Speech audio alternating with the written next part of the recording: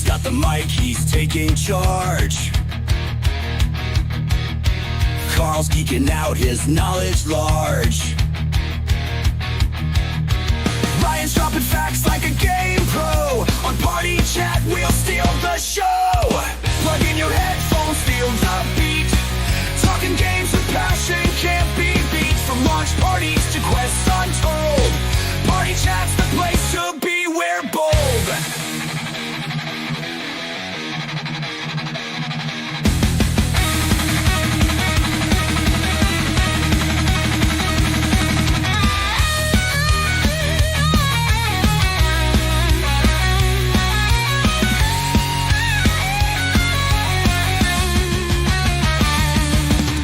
Discussing favorite games of all time,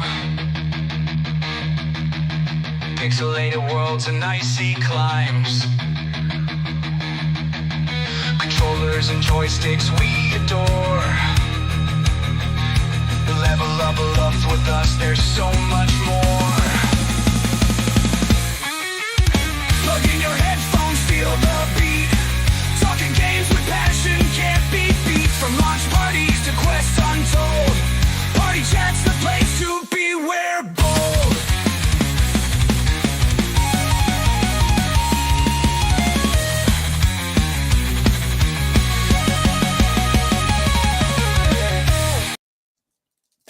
What's up, everyone? Hello and happy Tuesday night, and it is time for another episode of Party Chat.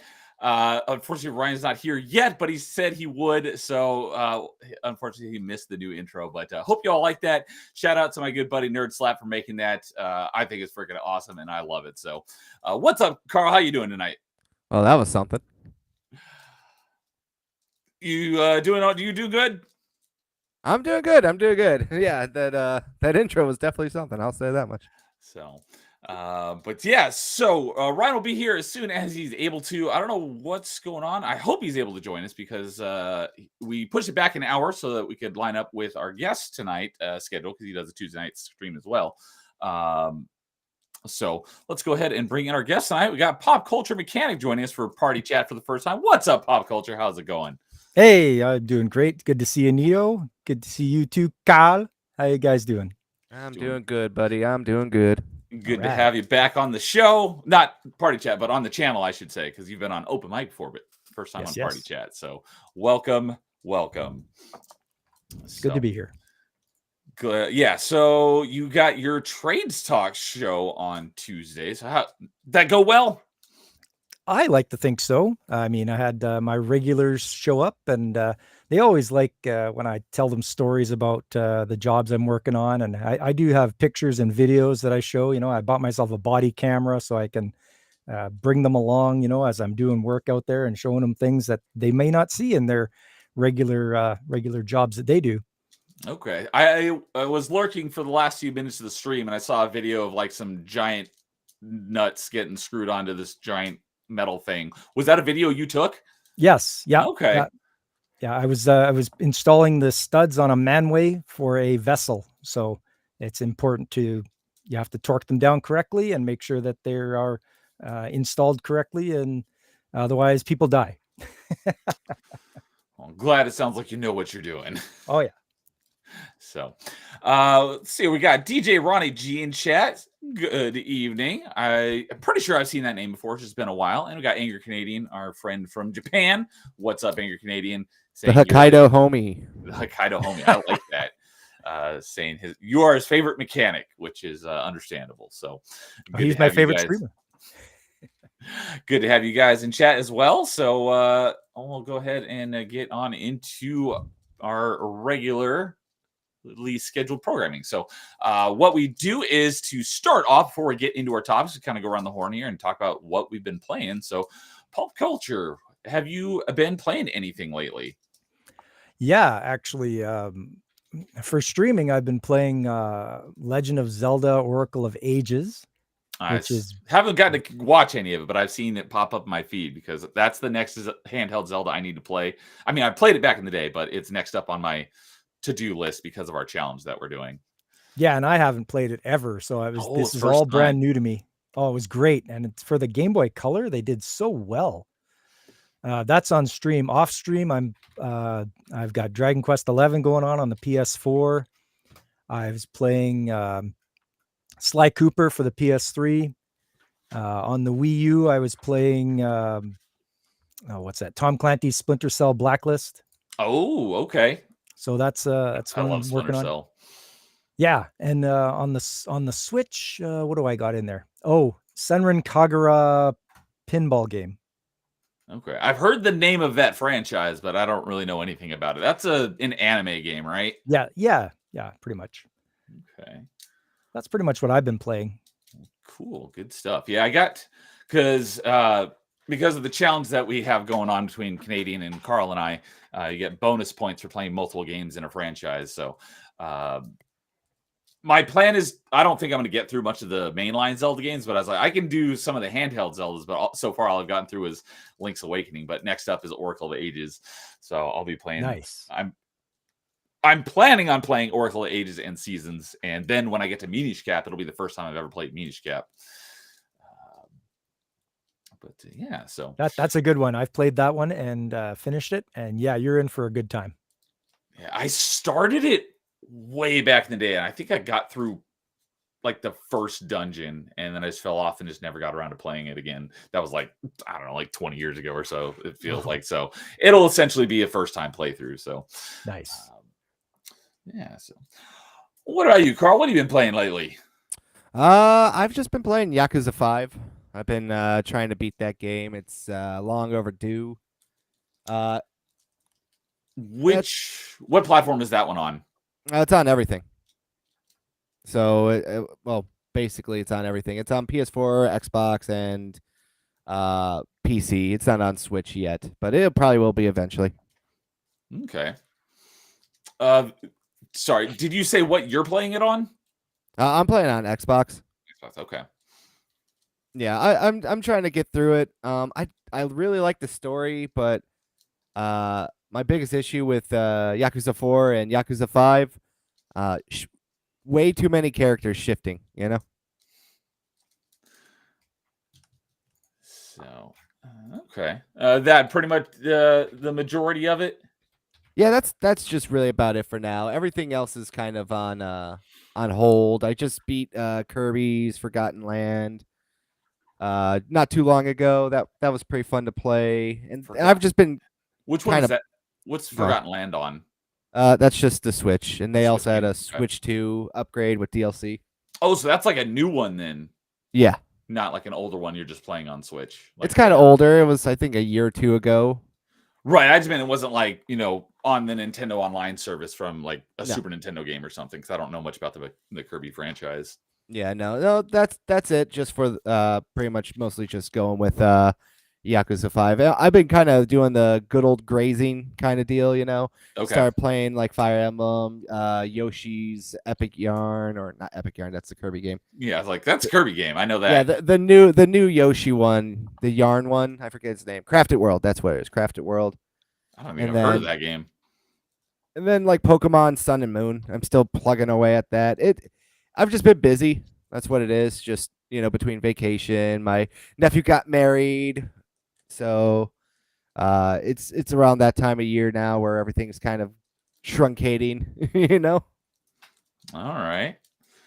Cool. Canadian says, "Oh Lord, Neo's pronunciation of Minish is going to irk me." I'm assuming he says Minish, but Minish? the second I would make the first I long, so it would be Minish by the rules of vowels. But yeah, we're Americans. We don't respect that though. Well, I mean, it's English rules of how the English language operates. Yeah, but we're Americans, not English. Oh, that's true. That is a good point. So I'm assuming he says Minish, but I've always said Minish because Hold on. Can I jump in here for a second? Yeah, go for it. AC, you say Pokemon when you talk about Pokemon. How are you going to come up here and go get mad at Neo when he says Minish? Well, it is Pokemon. No, he goes Pokemon like he's from the turtle from Finding Nemo. Overly enunciating the O, like it's Puka-dude. Leviosa, not Leviosa. Yeah, he's like Puka dude over here. But I always got to give Canadian a hard time. So, Yeah, I know. as for myself, the main thing, I haven't really been sticking to any one thing on Xbox because I've been playing like a bajillion different things, all like really short stuff. Other than Borderlands, I've been playing through Borderlands with Jason. So we did that today because we do that on Tuesday afternoon. So we actually finished the story and started the first DLC this afternoon. Oh, fun. And the main other thing that I've been playing is I've been playing Metroid Fusion again because I thanks shout out to Angry Canadian because he helped me with this because I discovered like a week or so ago because I was looking through retro achievements and the Japanese version of Metroid Fusion has its own separate achievement stack. So I was like, oh, I'll happily play that again for some more retro achievements. And the reason why is because the Japanese version has hard mode. After you beat the game, you unlock hard mode, and the English version does not. So I've been playing through Metroid Fusion again and getting all, and in addition to just getting the achievements for, all the story progression, I've also been getting the achievements for beating all the bosses without taking damage. And I beat that last night or the night before, with the exception of one boss. I have to go back and beat this one boss without taking damage. Is Yakuza, the spider boss, about midway through the game, and it just like bounces all over the place. So it's like really impossible to predict where it's going to come from. But yeah, so I beat all. Other than that, I've beaten all the bosses on Metroid Fusion without taking damage, and the two hardest ones by far was Nightmare and Ridley. So I'll talk more about those later because it's relevant to one of our topics tonight. But I've been playing through Metroid Fusion. And, that's why. Because all the text is in Japanese, I couldn't figure out how to start the game in hard mode because I don't know how to read it. So I sent some screenshots to Angry Canadian. He's like, oh, yeah, this means this and this means this. And so he helped me like translate it, and I was able to get started on hard mode. So I'm about like a third of the way through hard mode right now, and it cuts all of your health and ammo and missile expansions in half, so you don't get anywhere near as much resources as you do on normal mode. So all right, fun. Yeah. So what's up, Godzillionaire? Pop told me to come here. Blame him for my comments. Well, welcome. We're just about to get into our topics for tonight. So yeah, unfortunately, Ryan is still not here yet. So we'll go ahead and get into our topics for tonight. So as usual, I always offer the guest the option to suggest a topic. So he suggested, I kind of tweaked it a little bit to just make it a little bit more broad. But he asked something along the lines of like gaming, like artwork and magazines. But I broadened it a little bit to favorite items in your gaming collection. So the idea behind it was not necessarily like your favorite game in your collection, unless it's like some sort of like super rare special edition. But like, items, knickknacks, things that you've collected that have to do with gaming was kind of the intent of the question. So since this was inspired by you, pop culture, go ahead and kick us off with whatever your favorite collectible, magazine, artwork, whatever it is that's gaming related. What is it that is your favorite of yours? Yeah, so related to games, I'm a big art book collector, and whether it's for anime shows or for video games, you always try to find some art books. And my favorite one that I got was the Dragon Quest illustrations by Akira Toriyama. He went from Dragon Quest number 1 and to all the way to Dragon Quest number 11 and all the side games in between. And it was all collected into one big book. And it's got all the drawings he ever did and illustrations, and some that weren't even used in any of the games. And that's one of the best things I like, is that my art books that I get for video games. Okay, is it the Dragon Quest Illustrations 30th Anniversary Edition? It doesn't say 30th on it, but it's white covered hardcover. Yeah, it's got a bunch of the Dragon Quest characters across the cover. Okay. Yeah. I was gonna try to find like maybe something that shows a few of the pages to kind of show on stream, but yes. I don't typically show stuff on stream, but for this one, it sounds appropriate. Yeah, I mean, it's if you're a Dragon Quest fan or even a Akira Toriyama fan, it's something to get. There you go. Is that Yep. Yep, that's the one. Okay. Oh, very nice. Yeah, it looks like because he passed away not that long ago, right? That's right. Yeah. Yep. Last year. So, yeah, very nice. So, did you have any like special story, like you found this at like a con or anything, or did you just order it online? Well, because of his passing, I wanted to pay tribute to his passing. So when he did, I played one of his lesser known characters online. I played Dr. Slump for the PlayStation 1. Because that was Never what heard of it. No, he came out with that before Dragon Ball.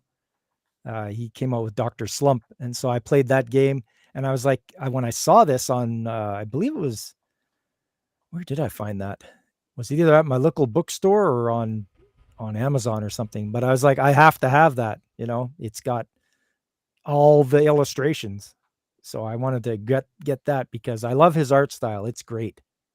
He's got very, very distinct art style. Yeah. I don't know much about him since it's not really my genre, but if I saw his art, I'd be able to say that looks like Toriyama art. Well, yeah, he did the art for Chrono Trigger as well. That makes sense. Yep. Let's see here. All right, let's cancel. Yeah, that's pretty cool. What? No, not that one. What are you doing? There we go. I don't know why it doesn't just go back to the last scene I was using.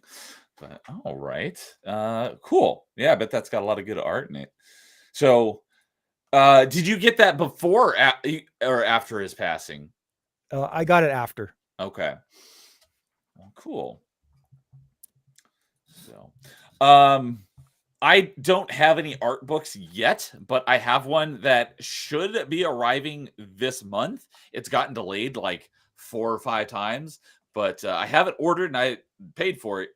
Just have to wait for it to release, and that is the Metroid Prime art book.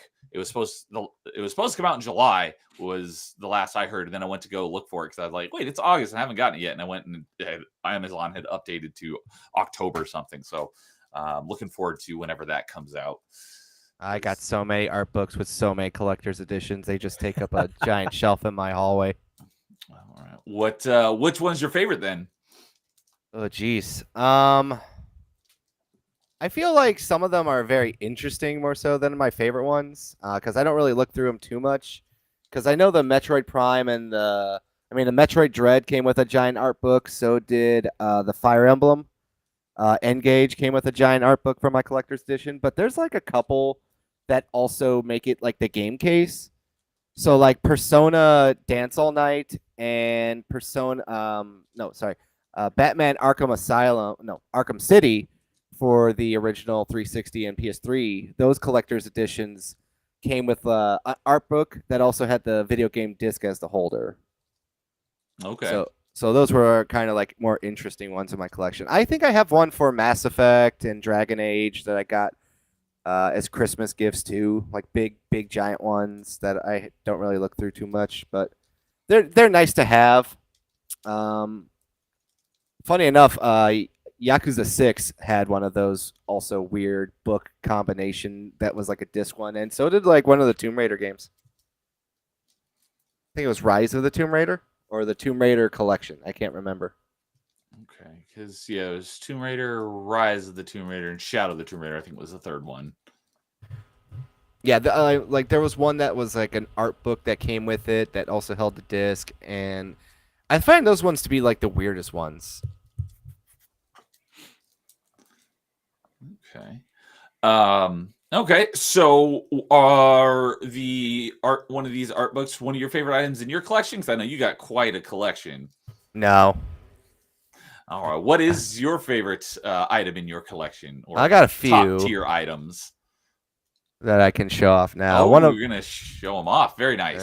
If you want to full screen this so people can see a little better. Absolutely. So this one right here is a Fatalis statue from Monster Hunter. Okay.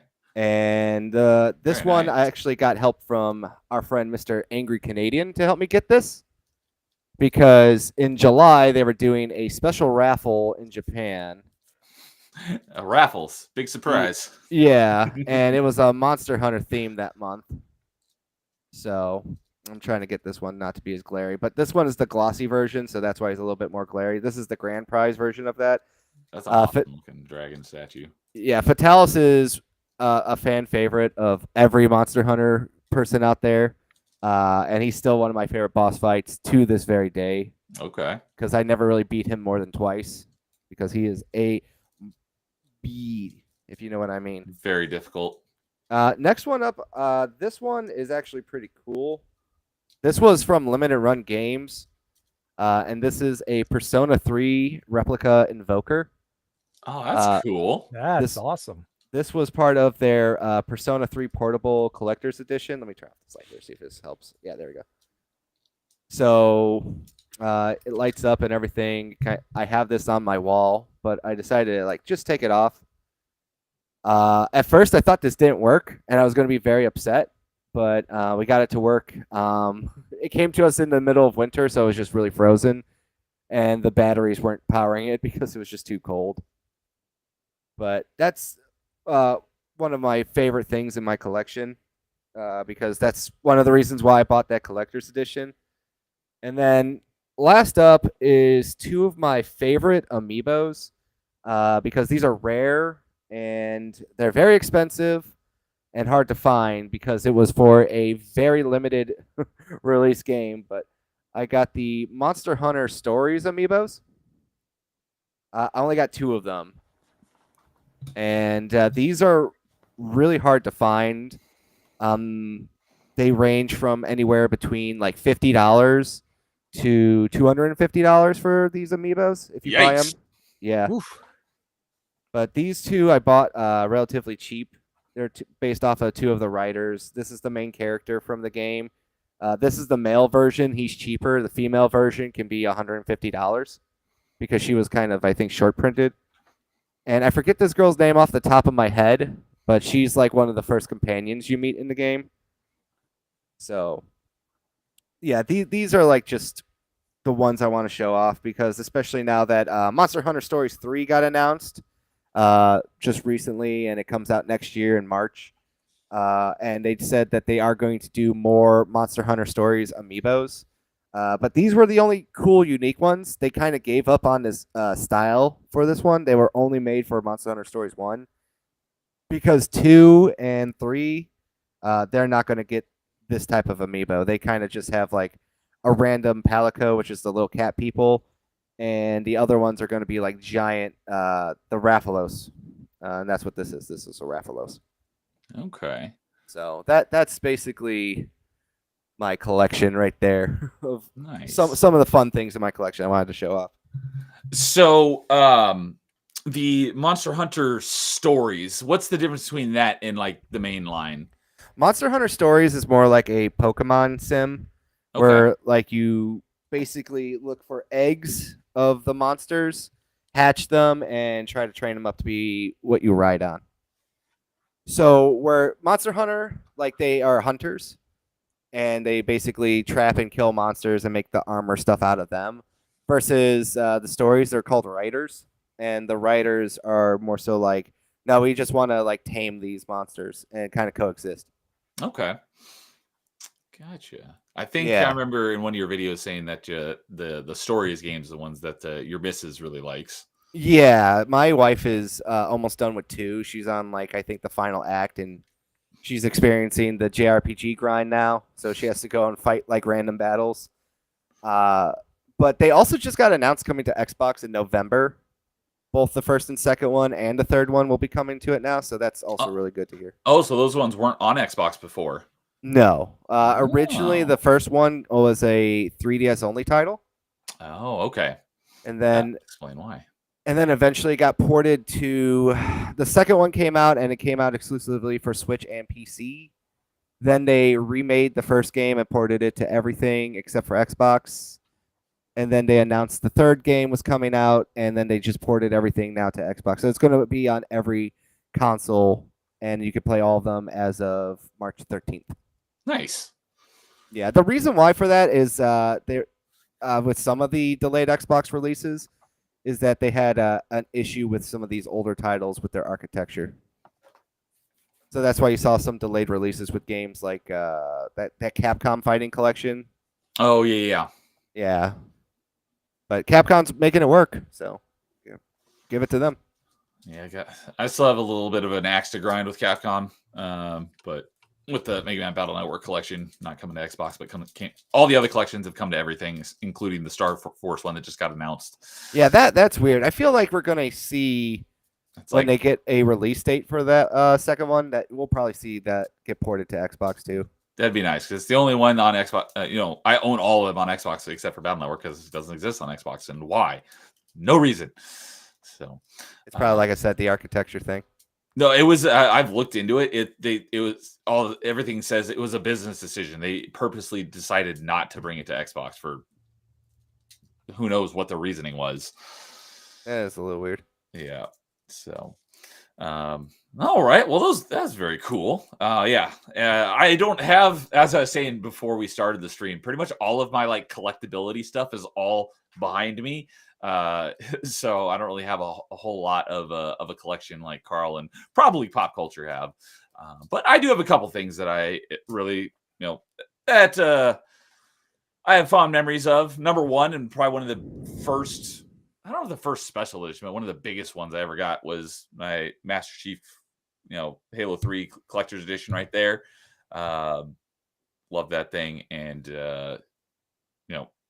I've had it on display basically since I got it. And, so that was another time in gaming. Like, I often say, 2007 was the best year in gaming, and I still believe that. And I don't think gaming will ever get back to the peaks that it was in 2007. It was just such an exciting time. But going through, the best games of each year on Party Chat, it's like I've been discovering like, wow, like last week or last episode we were on 2010. It's like there are a lot of really good games in 2010. Oh yeah. You bet. So we'll be getting to 2011 at the end of this stream, and there was quite a few good games in 2011. So I'm realizing how many good years there have also been. It's just I still don't think anything will surpass 2007. Yeah, there's like I said, I don't think gaming is dead. I think that there's still a very lot of awesome years. I just think people sometimes get wax poetic, I've heard that term. I'm assuming that means something along the lines of looking at things through rose-tinted glasses. Is that kind of the similar phrase? Yeah. Or I could be using it wrong, but who cares? Okay. I've heard the term wax poetic. I just don't know what that exactly means. But based on your context, I'm assuming it means like rose-tinted glasses. Yeah. Like I said, because like when I think you were on that show and it was you, me, and Bliss. And yeah. Oh, Jason was supposed to join us. Yeah, Jason was supposed to be. So it was just the three of us. You were 2018. I was 2007, and Bliss was 98. Yeah, because we were all about 97 apart. Yeah, roughly. But yeah. They're like I said, a lot of cool stuff. So I didn't even look at what came out in 2011, so that's gonna be interesting to see. So that's one of them. Is my Master Chief Collector's Edition. Another one is I have an actual Ocarina here that I got in a raffle drawing in one of the Discords I'm in. And nice. I don't know how to play it, but you can play it. I've tried blowing into it and making noise, but like the audio levels are too high and it like cuts the audio entirely. So it has something to do with like the noise suppression, but you can actually play it. It's an actual playable Ocarina, which is really great. So because until I became huge into Metroidvanias and Metroid became my number 2 favorite franchise as a kid, Zelda was one of, if not my favorite franchise. So when I actually got an actual functioning Ocarina, I was like, oh, that's right. I didn't actually win that. I won something else in the drawing. And whatever I won, I didn't really care for. And someone else, because it was an Xbox Discord. And so someone else won the Ocarina. And they said, if you guys want to trade your prizes, you're absolutely welcome to. And he said, I'm not really big on Zelda or anything. So, if anyone wants to trade me for the Ocarina, and I don't remember what it was that I won, but I'm like, I will absolutely trade you. So we swapped. And so they sent me the Ocarina instead. So I love having my actual playable Ocarina up there. Yeah.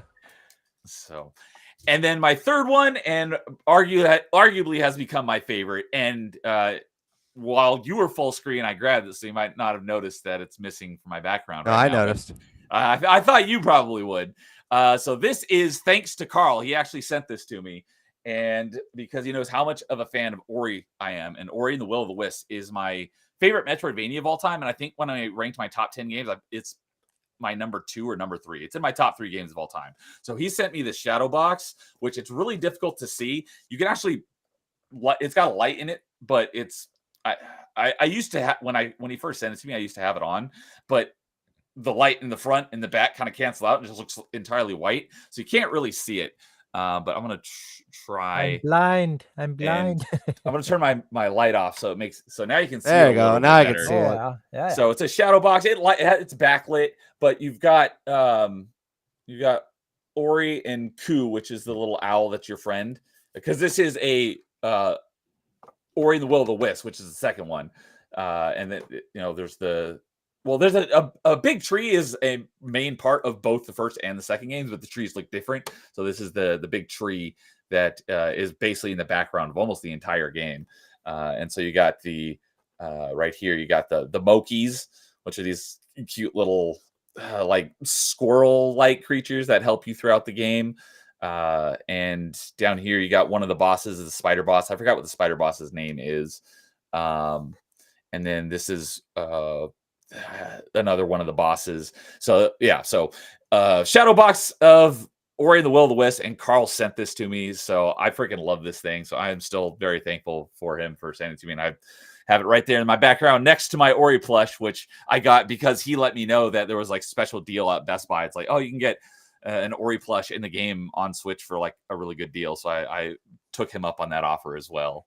So Nice. is one of my other favorites. So Yeah, I'm still jealous that you got the Halo 3 collector's edition. It's one I always forget to add to my collection every year. Oh, so you don't have the Master Chief Halo what was the Legendary Edition? That's what it was. Yeah. 3 Legendary Edition. So you never. Wow, I'm surprised that you don't have that one, given No. all the special editions you have. I always forget about it. I always see it and go, I need to buy that, and then I always forget to buy that. Given how many of them there were, I'm assuming it's not like too terribly expensive at this point, or are they like ridiculous? It all depends. I've seen them sell for like $100. Okay, that's actually cheaper. It was $150 when it came out. Yeah, but I'm assuming you're talking about just the helmet, not the actual game that come with it. Although you could buy the game for super cheap now. Well, I got the limited edition, which was already included in that. So like, I don't. That's really the steelbook, right? Yeah. So it's like I haven't done enough, like basically any research into like what originally came with it, because I'm kind of one of those autists that sometimes likes to get the everything package and that, like with the original box too, just to have it. I call that in case my wife decides to murder me fun. You can just sell everything and just live a life of Riley, I guess you could say. All right. Yeah, I don't remember everything that came with it, because obviously it came with Halo 3, the game, came with the helmet, and then it came with another case that had another disc in it, but I don't remember what was on that disc. I think it was like a making of or some documentary like that. Probably. I would have to grab my Halo 3 steelbook. I wonder where it's at. Is that it? I don't even know where that extra I disc have it. One is. second. Because I have it. I just don't know where it is. I'll have to look for it. So while he's looking for that, so yes, those are some of my favorite items, since I don't really have a massive collection. But catching up here on some chat. Godzillionaire says, I do have some rare artifacts back when developers shipped complete games at launch back in the olden days. Yeah, Toriyama, he did some anime. Yes, he's responsible for Dragon Ball. I didn't think he was super popular, culturally relevant. Not as much so here, but anyone who's big into anime, I'm sure that he was massive. Yeah, that I didn't have that one, but I have seen that version of Halo 3.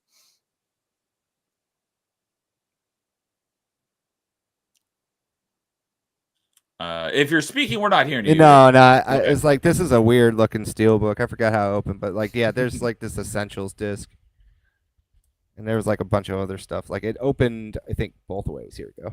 Oh, okay. So it doesn't open like a book. It kind of opens alternate sides. Like a little advertising for Halo Wars. Oh, look at this advertising. That is that a Pontiac? Was that? It's a Pontiac, yeah. Is that a Pontiac G6? I don't know. I think it's funny. Like, I don't know if you watched that on like here's an art book. Speaking of art books, So we're supposed to believe that Master Chief drives a Pontiac. Is that what happens? oh Neo, Didn't you know Pontiac makes the Warthog? Oh, I didn't post this because I forgot. I had to delete that video like 7 times. Oh, what were you? What were you about I to was ask? I was going through Perfect Dark Zero's steelbook, Oh, and there's a advertisement in there for Samsung Galaxy background let's see if I've got it. downloads. I wonder if you have that. I've got the instruction booklet. Remember these? Missed these things. Let's see here. I've got. Oh, it's got a little Perfect Dark, small little comic book or graphic novel. Nice. And oh, yep, there it is. Samsung. And it's got an old flip phone. Yeah, I've been finding a lot of these. When I've been going through some of these older steel books, I've been finding a bunch of fun stuff. So, yep, I've got it in mine as well.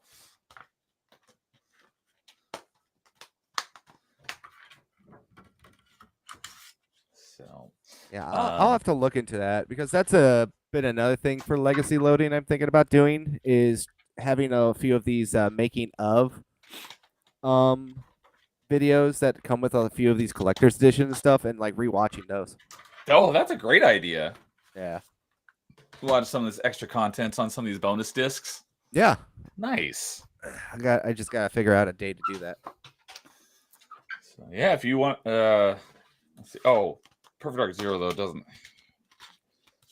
Is this oh it does, because it's got, obviously we've got the game here, and then we have this limited collector's edition bonus DVD. I don't even know if I've ever even watched this, so I have no idea what's on here. I know. Like I said, So that's what I've been thinking. If you wanted to do one for Perfect Dark Zero, I'd absolutely be down for that. Yeah, I just gotta rehook up the capture card then. That's all I need to do. So yeah, Godzilla in Air says, come on, Nintendo, when are we getting the Metroid Primes 2 and 3 remasters? Absolutely. I will buy that in a heartbeat. Because Metroid Primes are some of my favorite games ever. So Canadian says, I had to step away. Neo always has to go against the grain with the English pronunciation. Once again, he is wrong. Maybe in this case, but not once again. I'm usually right.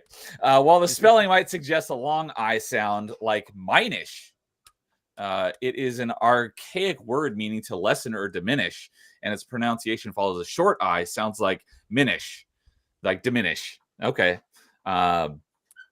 Thank you, Wikipedia. That would make sense, but based on how it's spelled, that's not how it would make sense to pronounce it. So, honestly, is console gaming dead? It's getting there.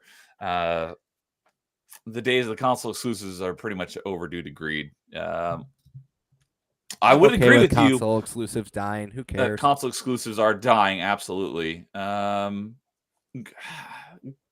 I guess you could say it's greed. But yeah, it's like even when I was a kid, I liked having my console exclusives on my console. I could say, yeah, I've got this game and you don't have it on your side, but I never understood why. Why wouldn't you want your game to be on as many platforms as possible, to have as many customers as possible, broaden your net to the widest possible audience? Never made sense to me. It's like, no, we're going to limit it to just this platform. I mean, honestly, exclusives are more towards greed because they force you into one ecosystem. Yeah, getting the one system you don't have. Yeah, that's more greedy than putting it out there. The only thing that you could say is that the budgets have become so high for a lot of these AAA developers is that they've had to get rid of console exclusivity just to try to get a broader market. That is true, but the thing is, basically since the beginning of console gaming, the you know the not the developer, but the companies don't make a whole lot on the hardware. They make it up on the software. And a Right. lot of times they sell the hardware at a loss with the Yeah. intention of making it Yep. up on the software. So it's Oh, like, you're right about that. Yeah. why would you push people to buy your hardware when you don't make money on it to begin with? It was something that was manageable back in the day, but now with so many different ways and different access points to get into gaming and free to play gaming being such a huge thing. Like think about it, Fortnite can be played on your cell phone and you don't really need to worry about having a box anymore. Yeah. It's just, it's called evolution, Things change, for every decade. Yeah. The thing that- We're not wearing tight pants and listening to emo music anymore, all right? Come on, guys. Wait, you're not? I still listen to emo music, but the tight pants are just regular pants now for my fat ass. Okay. All right. Some of me us too. never did that. But yeah, even less so than like the first party exclusive. The thing that absolutely made no sense at all to me was third party console exclusives. Like, Yeah. why was like Final Fantasy PlayStation only for so long? It's like you're. I don't know if that's a good example, but that's the first thing that popped into my head. It's like, why would you ever have a third party for console exclusive? That makes even less sense. It's just like I said, it's something that did not necessarily was not a problem back in the day, but now it's just because it's becoming a problem just because the competition barrier to entry has been like it's free. It's hard to like fight that, Yeah, and I'd say the biggest problem is same thing with like movies is they can't keep their budgets down, so they have to make way more than they should need to in order to make up the cost of developing. It's like if you keep your costs down, then keep a smaller budget, then you don't have to sell as much in order to make money off it and be profitable. I mean, it's there's so many reasons why they can and can't do that. Like that, like in itself, is like a 3-hour conversation if we really get into the nitty gritty of it. So let's just kind of put a pin on that one, would you? Yeah, that's Save it for fair next time. enough. Yeah. Godzilla says, when was the last new game from a AAA dev release that was successful? Any of the successful new releases are indie. All AAA does is reboots and sequels. For the most part, I would agree. There's definitely some outliers, but yeah. It all depends on what your definition of AAA and what your definition of successful, I guess, would be. Yeah. Because you can like a brand new one. I guess you could say Ghost of Tsushima was a brand new one that was AAA that was launched and put out there. You can even say the new Spider-Man games, like you could put that out there. But at the same time, it's like maybe you can even technically say Monster Hunter World because that was the first time it got major success over in the USA. Because that used to be a niche franchise mostly out of Japan. Yeah. And then Monster Hunter World came out and dominated pretty much the whole charts. And I think it's still Capcom's best-selling IP to this date is Monster Hunter World. Yeah, that blew me away when you told me that. I'm like, no way. And I looked it up. I'm like, holy crap, it is. Which I was like, I barely even knew the franchise existed. Yeah, I mean, it's all debatable, I guess you could say, just like the concept there. There's been a lot of successful games out there that are not huge. But like Canadian says, the last 3 Yakuza games did really well. Yeah, but are those AAA games? That's the argument people would make, Yeah, I wouldn't consider them AAA, but maybe AA. I like I said, I feel like the conversation around like gaming stuff like this is really hard to nail down because you can have AAA published games, that well, let me say it. AAA publishers can publish like AA games, Yes, exactly, and stuff like that, and then it's like, well, this technically isn't this, that, and the other thing. Like Split Fiction that came out this year that you and I played, Neo. Technically, that's not a AAA game, but it's published by EA. By a small studio, but it's published by EA. Yeah, but it doesn't feel like it's not a AAA game too, Right? Yeah, it was very high quality. Because I think another thing too is like with all the graphics, all the engines, I should say, with the advancements of that, like a lot of the indie studios are able to produce, really high quality, graphics now. Like one of the games I always talk about is A Plague's Tale. Plague Tale, yep. and Requiem. I haven't just played came that out. one yet. That game, like you put that like an image from Requiem against any AAA game that you want, it looks like you couldn't tell me that that wasn't AAA, you know. And that Yeah. was developed by a French indie studio, published by Focus Interactive. Yeah, whenever that comes up, there's basically two franchises that I talk about because they're kind of like the same level, but they're like high quality. Is the Plague Tale games and the Hellblade games. They both look amazing. I love those games. Both of my Um, favorite, two of my favorite franchises. I haven't and in both cases, I've only played the first one. I haven't played the second one yet, but it is on the to-do list. You need to play Requiem. I'm absolutely going to play it. I'm just going to replay the first one again before I play it because I played Innocence a couple years ago, so I'm going to play it again, and then I'm going to play Requiem right after. Requiem is, I think, one of my it's getting close to my top 10 favorite games of all time. Ooh, that's high praise. I knew you liked it. I didn't realize you liked it that much. I've been flirting with it. I've only played it once, and it like really blew me away. It was my game of the year when it came out, and I have like the nice collector's edition with a statue of Amicia and Hugo from the game. Like that's how much I like this franchise. I got the collector's edition out of nowhere, you know. Nice. So I highly recommend those games to everyone. I think I do too.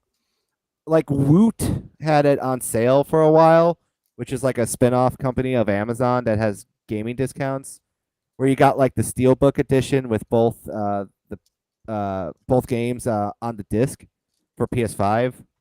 I showed it off on a Gronking stream one video if anyone wants to check that out. But those games are so good, you know, and I hate French people, so it's an extra bonus when the French produce something I like. Yeah, he doesn't often have good things to say about France, but he's got good things to say about Plague Tale. And since we're talking about France, real briefly, did you play Expedition 33 and did you like it? I got through the first act. It's really good, but it's a lot of how do you say, grind. Okay. Also, it got localized. I noticed that because I tried playing it in with the French audio, and I know a little bit of French because I took 3 years of it in high school. Okay.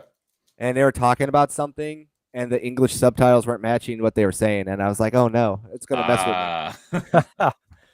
Figures. So I had to switch it back. Okay.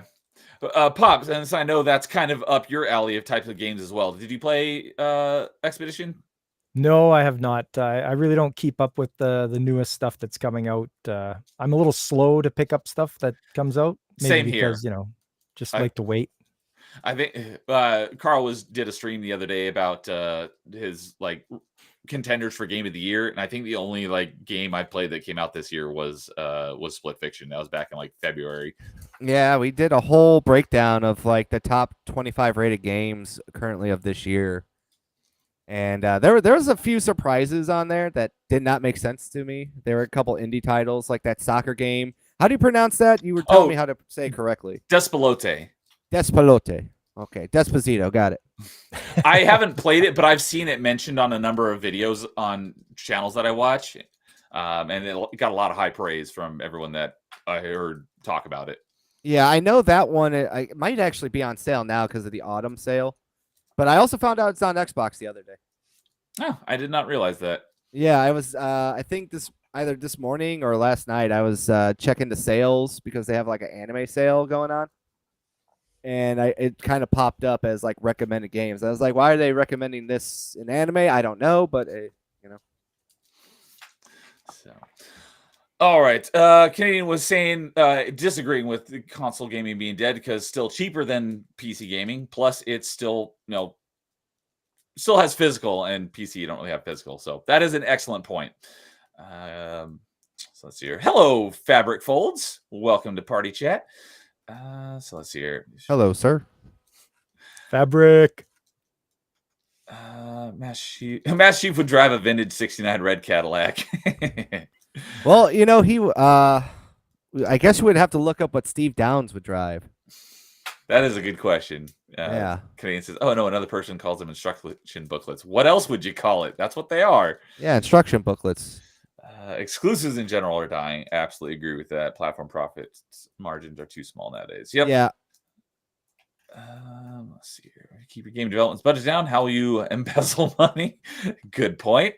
But you shouldn't have to if you make a good game. Was it the new Metroid where Nintendo kept their budget under control? Yeah. Metroid Prime 4, which is coming out in December, is the most expensive game that Nintendo has ever produced, and it was like $100 million. Well, they had to reboot the whole franchise. I mean, the whole game too. Yeah, they were basically done and then scrapped it and started over, which makes a lot of sense. But still, even at their most expensive game, it's like half the price of most other AAA games from other publishers and developers. So, well, here's another thing to consider because we're talking about this. No one ever talks about this with Square. How much money do you think they lost on rebooting Final Fantasy 14? Oh, I would say that they made up for it because it exploded and became really massive. So it was a good gamble. Yeah, but how much money did it cost them? I have no idea. That's what I want to know because they originally released it and then they had to reboot the whole thing. And launching an MMO ain't cheap. Yeah, they unreleased it, went back to the drawing board, and then re-released it. So that was a costly decision, but I think it paid off for them.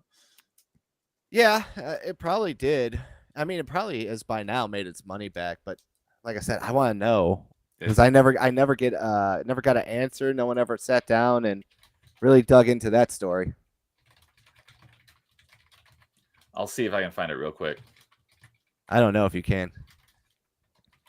They're not gaming manuals, AC. They're instruction booklets. So, Godzilla says, you mean Saudi Arabia?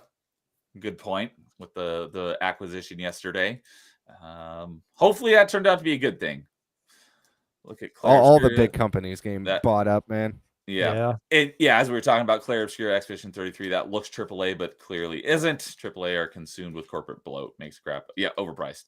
So everything's overpriced according to the internet. So you can't wait for Rooftop Soccer. Do not buy the deluxe edition. It tricks. Pop is ready for Super Robot Wars. That's your gaming. Yeah, game manuals. That works too. Console gaming isn't physical anymore. It's more physical than PC gaming. You can still buy a lot of physical stuff for console gaming, which you can't do for PC. So, given most console gaming has gone digital, but there's still lots of physical out there you can get. It's mostly due to just like it's just the market, man. Convenience will always win out. But yeah, he says a lot of game discs need a 2 GB day zero patch to run, or in the Switch 2 case, they're just dongles for downloads. There are games out there that are all on the disc, and you can play them off the disc with no internet. Shout out to my buddy Dude1286. I don't know what the website is, but he has a website that tracks all of that for which games are actually on the disc. Yeah, Can It Play or something like that. Oh, that's handy. Yeah, that's really handy. So I'll ask him what that website is, and I'll put it in the stream description in case anyone wants to check it out later. So last decent Final Fantasy was 12. Everything since sucked, including 7 remakes. That's a hot take. Play the remakes or just 12 wasn't good at all. Regurgitated talking points from tubers. So I don't really get the hate for the remake, to be honest with you. I've never played any Final Fantasy, so I have no opinion one way or the other. Like I said, it was pretty fun from what I played. I understand if you want like the original game, but like just go play the original game. For me, I would prefer to play the new one because it's not a turn-based game, so that appeals to me more because I don't like turn-based if I don't have to. So I don't know. Like I said, it was a really fun game. I thought they did a great job with it. So Godzillionaire is on the opposite side. He says Final Fantasy is his favorite game of all time. Final Fantasy 7, the original. Played the remake, thought it was trash. To each their own. Yeah. So I go with I lay on the side of our friend Mr. Jason. He loves them both. Yes. He said they're both his favorite children.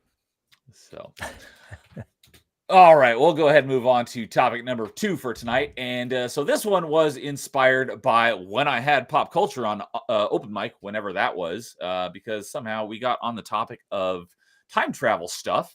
And so you know what, since pop culture is going to be on Party Chat, let's throw this in the mix. So I thought it'd be fun to talk about our favorite games with the time travel mechanic. Carl, what do you got for this one? Ooh, games with a time travel mechanic. So, like, what, where you go back and forth in time, or are you talking about, like, just time control in general?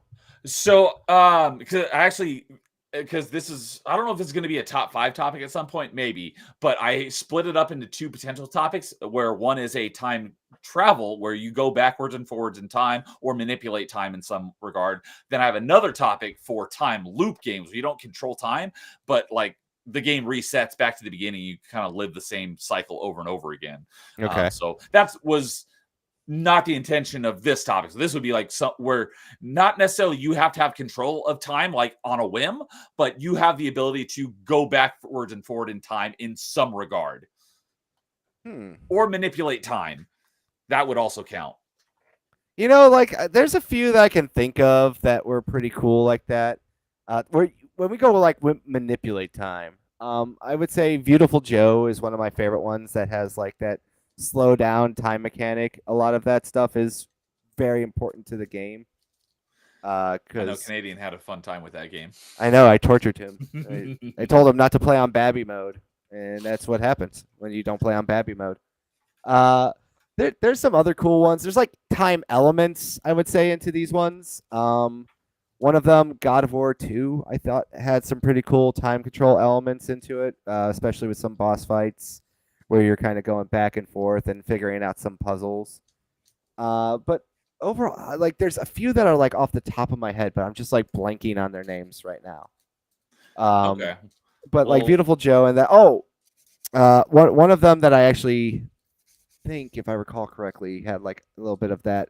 Onimusha 3, if I recall, had a little bit of those time control elements. That was the one with Jean Reno, right? Yes, but it was done a little bit differently. So you would have to go back in time and play as Samanosuke, who was stuck in feudal Japan.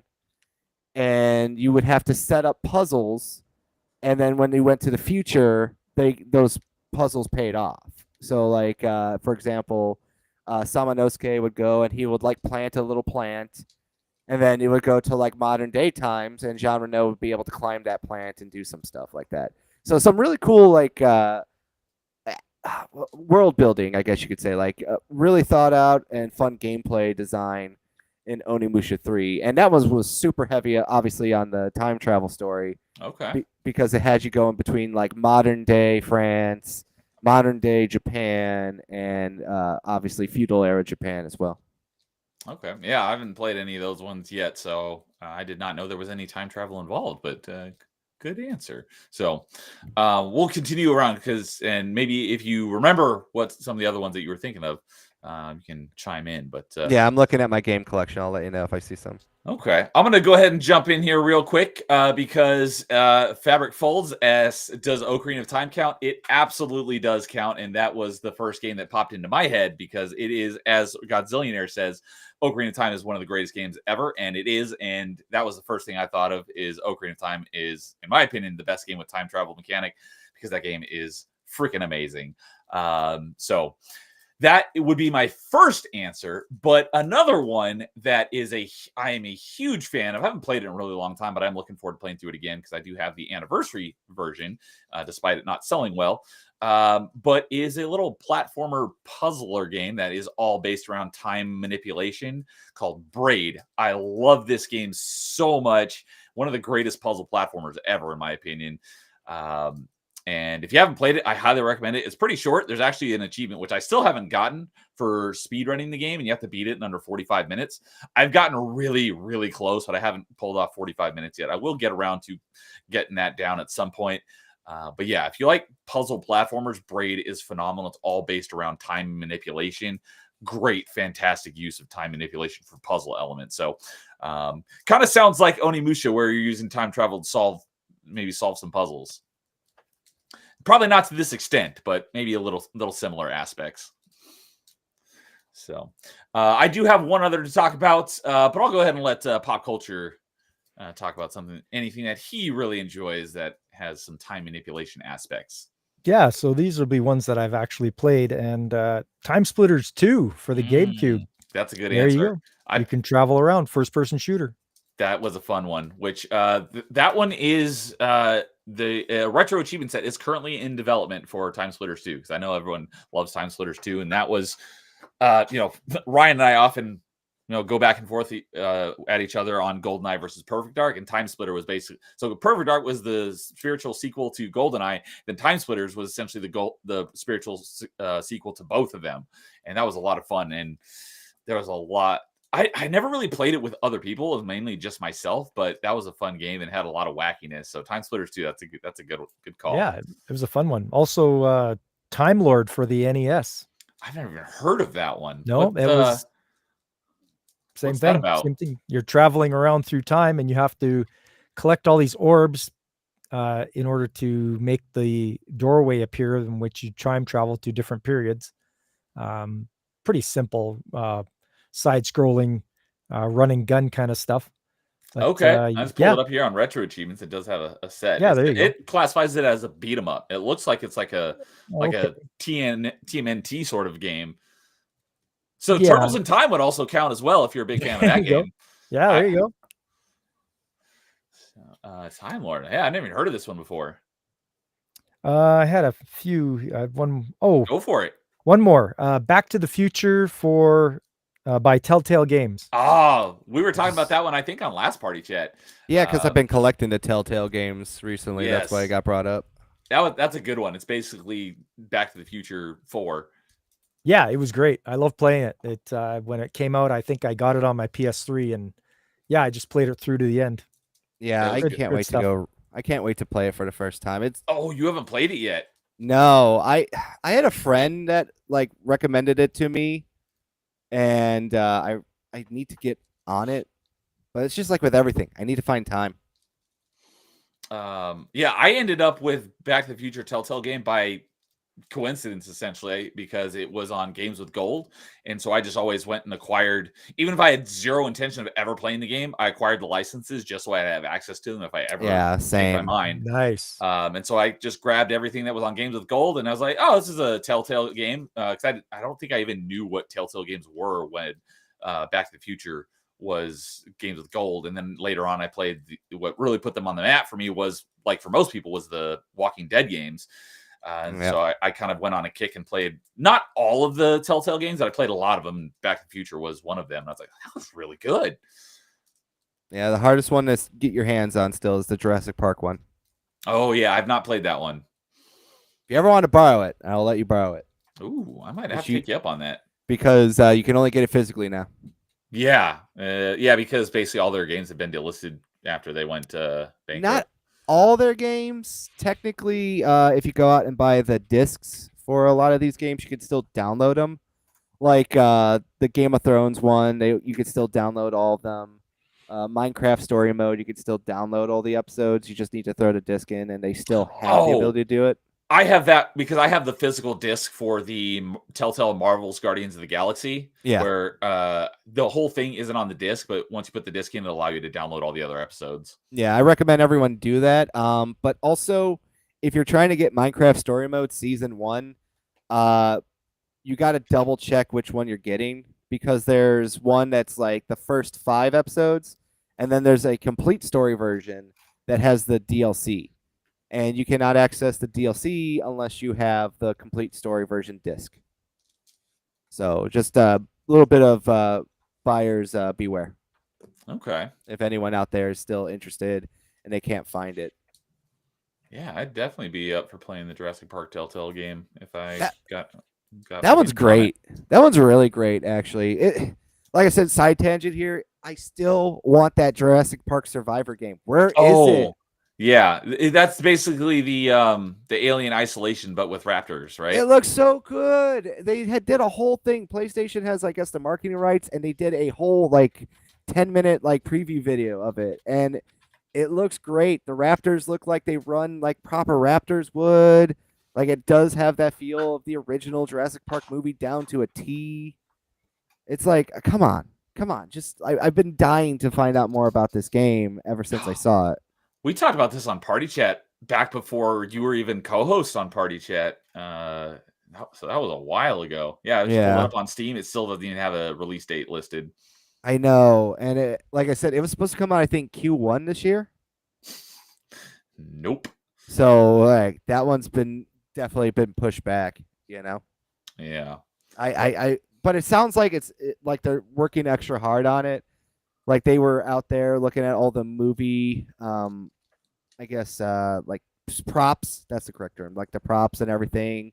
So they were doing like 3D scans and trying to get everything accurate about it. Like Saber Interactive is definitely one of those studios that is, I want to say underrated, but always makes really good stuff. Yeah, I haven't played a lot of their stuff, but I would probably agree with that. Yeah, like the Space Marine stuff. Yeah, I just played Space Marine 2, and that was awesome. There's like a couple other games off the top of my head, but I'm forgetting them. I'm blanking hard. But I've played a lot of Saber games recently, and they all have been relatively good. They're great. Especially the new Space Marine game. I was so happy about that one. Yeah, that was great. Okay, so yeah, it was developed by Saber and published by Focus, that's a pretty good combination. Yeah.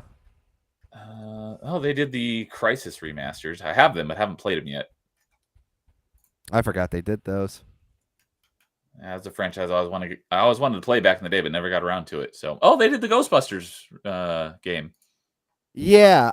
Did they do the original one or did they do the reboot? I'm looking at the remaster.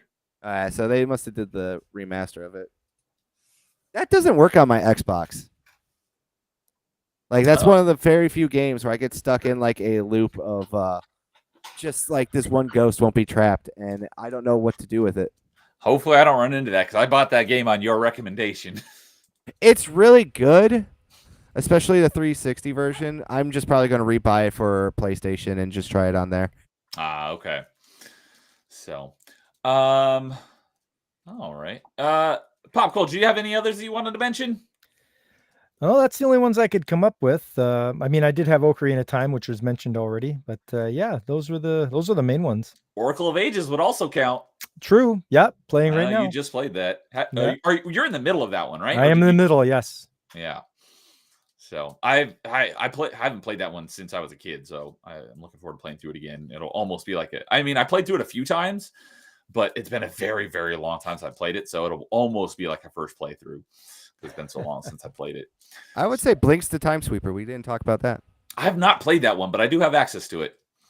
Yeah, they did 2 games and then it just disappeared. What kind of game is it? I'm thinking it's like a Ratchet and Clank, like third-person shooter. What kind of game is Blink? It's like a 2.5D kind of side scroller, more the feel to it. From what I remember, it's been so damn long, but I didn't even know they had a second one until about 5 years ago. I don't think I knew there was a second one until just now. Yeah, they made 2 Blinks Time Sweeper games. Okay, maybe I'll have to give that a look at some point.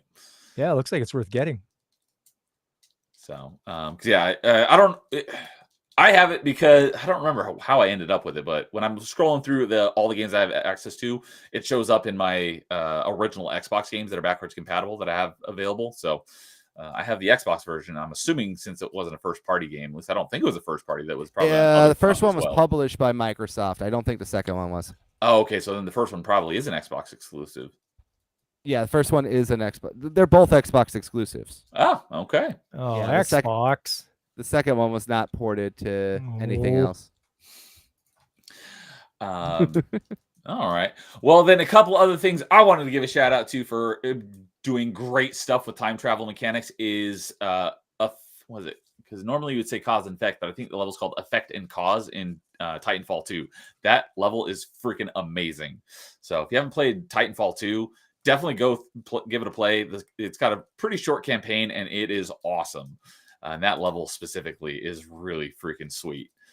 So, and then another one that I have a feeling I'm going to really, really, really, really like, and I was planning on starting it on Metroidvania Monday on Monday, but due to I've had some technical difficulties this week, I canceled. So hopefully I'll get it fixed, and I'll be starting it next Monday for Metroidvania Monday. But that is the recent Prince of Persia Lost Crown game.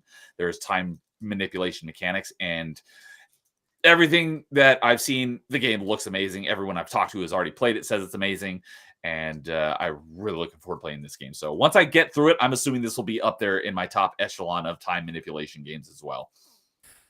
I have one more game that fits this mold here. Okay. I played the demo of this on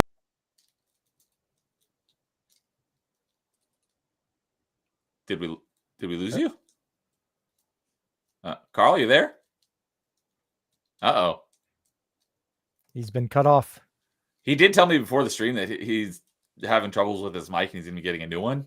So maybe it's... Uh-oh, maybe it died. I hope it didn't die on him in the middle of stream.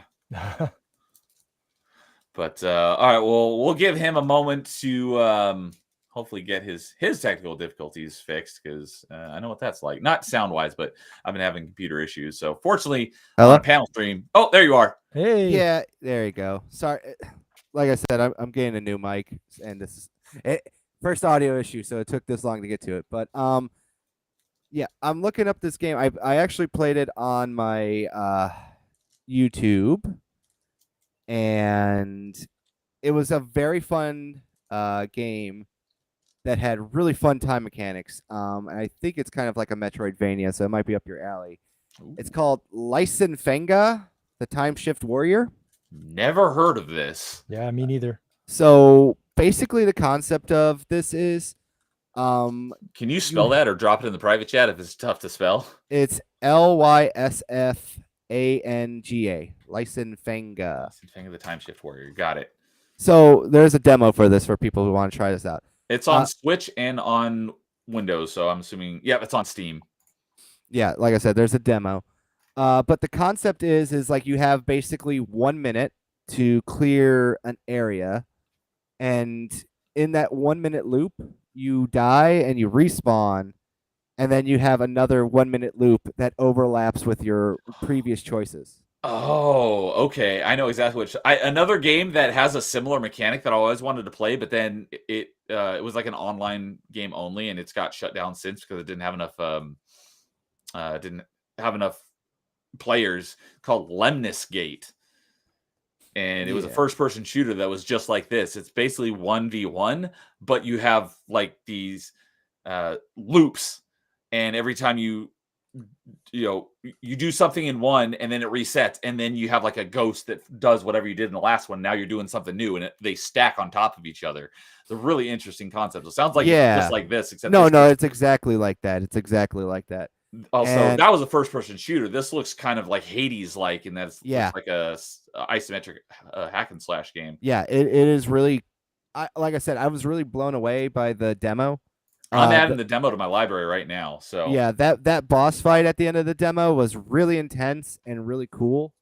And the best part is like you could kind of like see which things you messed up with and like which ones kind of sucked. And then like you have like 25 versions of you doing damage to these bosses at the same time because you're trying to one-shot it, and the only way you could do that is by kind of over repeating and all that stuff. It is really cool. That's the best way I can describe it. It's fun. I didn't get too deep into the game, though, but the demo was really impressive, and I did buy it, and it might actually be on sale for relatively cheap right now, too. Yeah, I didn't look at it's normally $20 full price. It's currently 80% off for $4, and I dropped the link to it in chat, so if anyone wants to go check that out, I'll probably pick that up, too, because this game looks really awesome. Yeah. So, and I might shout out Fenga, the Time Shift Warrior. Yeah, it's one of those games I always kind of forget about exists, but then I was just like thinking about it. I'm like, when you said something, I forget what just inspired me, but I'm like, oh yeah, this game, check it out. Let's see here. Is it? Yeah, no, it's not. I already looked up. But so yeah, well, cool. I'm glad you put that on my radar. I'm gonna give that. I'll probably pick that up for $4. Heck, good timing because 80% off in the autumn sale. Yeah, exactly. Isn't that? And that made me think of when you guys mentioned that. Wasn't there a game about like half-minute hero or something like that, or 30-second hero? There is a game called Half-Minute Hero, but I've never played it, so I don't know what it's like. Yeah, it's kind of like the same concept. You only got half a minute to win. Okay. So that's more along the lines as I was talking about earlier. This game would fit more in the time loop game than a time travel time manipulation game, but along those lines, another game that I played because it was on Game Pass was called Minute, and it was MINIT, and you basically have 60 seconds, and then you automatically die, and then you have to basically, it was almost like an 8-bit Zelda game because you have to go through all this stuff really quick and get to the next save point so that when you die and you respawn at the farther into the game than when you originally started. And so it was kind of similar to the whole half-minute hero that you were talking about. So But Neo, shouldn't you pronounce it Minot? Just because, you know, the way you're pronouncing Minish. So it's probably called Minot, isn't it? That would be, yes, that is an excellent point. It would be Minot. But, you know, given that the game exists on a 60-second loop, obviously it's supposed to be pronounced minute. But touche. So I got you covered, AC. Oh, snap. I just got a gift from Carl. Did you just gift Lice and Fanga to me? Yeah, it's $4. Who cares? Let's see here. You did. Well, dude, thank you very much. I appreciate it. Let me write that down so I don't forget. Carl gifted Lice and Fanga. I don't know if I'm spelling it right, but that's all right. Yeah, it's a really weird name. It is. Well, thank you very much. I appreciate that. Yeah. Also, my thumb is like really starting to kill me now, just out of nowhere, because I busted it at work today in the dumbest way possible. Ouch. So, just to go over it, I was trying to grab this box, and when I was pulling it, my hand slipped off of it, so I slammed it on top of this rack, like right in the joint area, right where your thumb connects to your hand, and now it just hurts like a mother. Oh, bummer. I know. Don't come to Canada. We'll offer you some euthanasia. Some Canadian healthcare. Or they'll amputate my thumb. Tourniquet around the neck. Turning it around the neck. That's good. Oh, there you hoser. You seem to hurt your thumb. So Godzillionaire says, Neo, is that Stargate SG-1 box on the shelf next to the Ocarina? That is the entire Stargate collection, SG-1, Atlantis, and Stargate Universe. So all on Blu-ray. So yes, it is SG-1 and Atlantis and Universe, and I'm almost done rewatching it all. I'm like halfway through season 2 of Stargate Universe, so I'm almost done rewatching all of Stargate. And then I promised Nerdporial that once I finish Stargate, I'd watch Babylon 5, because given how Mass Effect is my favorite franchise, he hasn't played Mass Effect, but I was describing it to him, and he's like, oh, this sounds a lot like Babylon 5. So he's like, you should watch Babylon 5. I'm like, I'll watch that next. So I have watched Stargate before, so this is my first rewatch, but I've never seen Babylon 5, so that'll be a first-time watch. So yes, I'm a huge fan of Stargate. So Godzillionaire says Jurassic Park Survivor. You mean Dino Crisis? Canadian says Dino Crisis. Pete Capcom. I know you guys all love Dino Crisis. We are all the Dino Crisis homies. So yeah, younger generations will never know what was lost exactly. And yeah, I knew Angry Canadian would love the mention for the not Team Fortress, Titanfall, because he capitalized the F. Capital T, capital F is Team Fortress. Capital T, lowercase f is Titanfall, because Titanfall is all one word. But yes, that level in Titanfall 2 is freaking awesome. And I remember when we did top 5, like not squad mates, but like partners. I put BT on my list, and he's like, he liked that because BT is a really great partner. So, yeah, I got that game one day. It's not long, so definitely go through it. 2 games with short campaigns and are fantastic. Titanfall 2 and Vanquish. If you haven't played those, I highly recommend both of them. Yeah, especially because the remaster came out not too long ago, so it plays a little bit better. Yep. So, Godzilla says the original Life is Strange has some good time travel. Yeah, that one's got some time travel, time manipulation. Game is such wasted potential.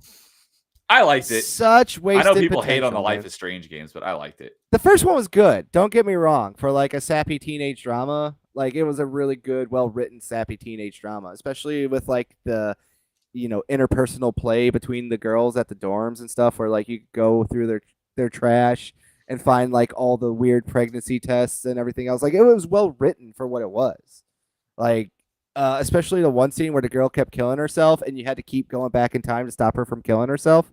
The girl that jumped off the roof? Yeah, like that scene was awesome. But it's such a wasted potential because they basically said like, nah, we're going to be the Rainbow devs, and every game they've made since has been just terrible or agenda driven. And it's just like, why? You had such a good concept, and even like the new one.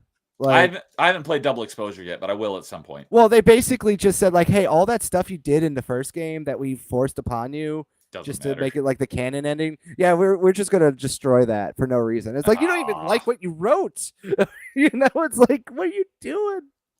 Bummer. Yeah, wait, like I said, wasted potential. It was.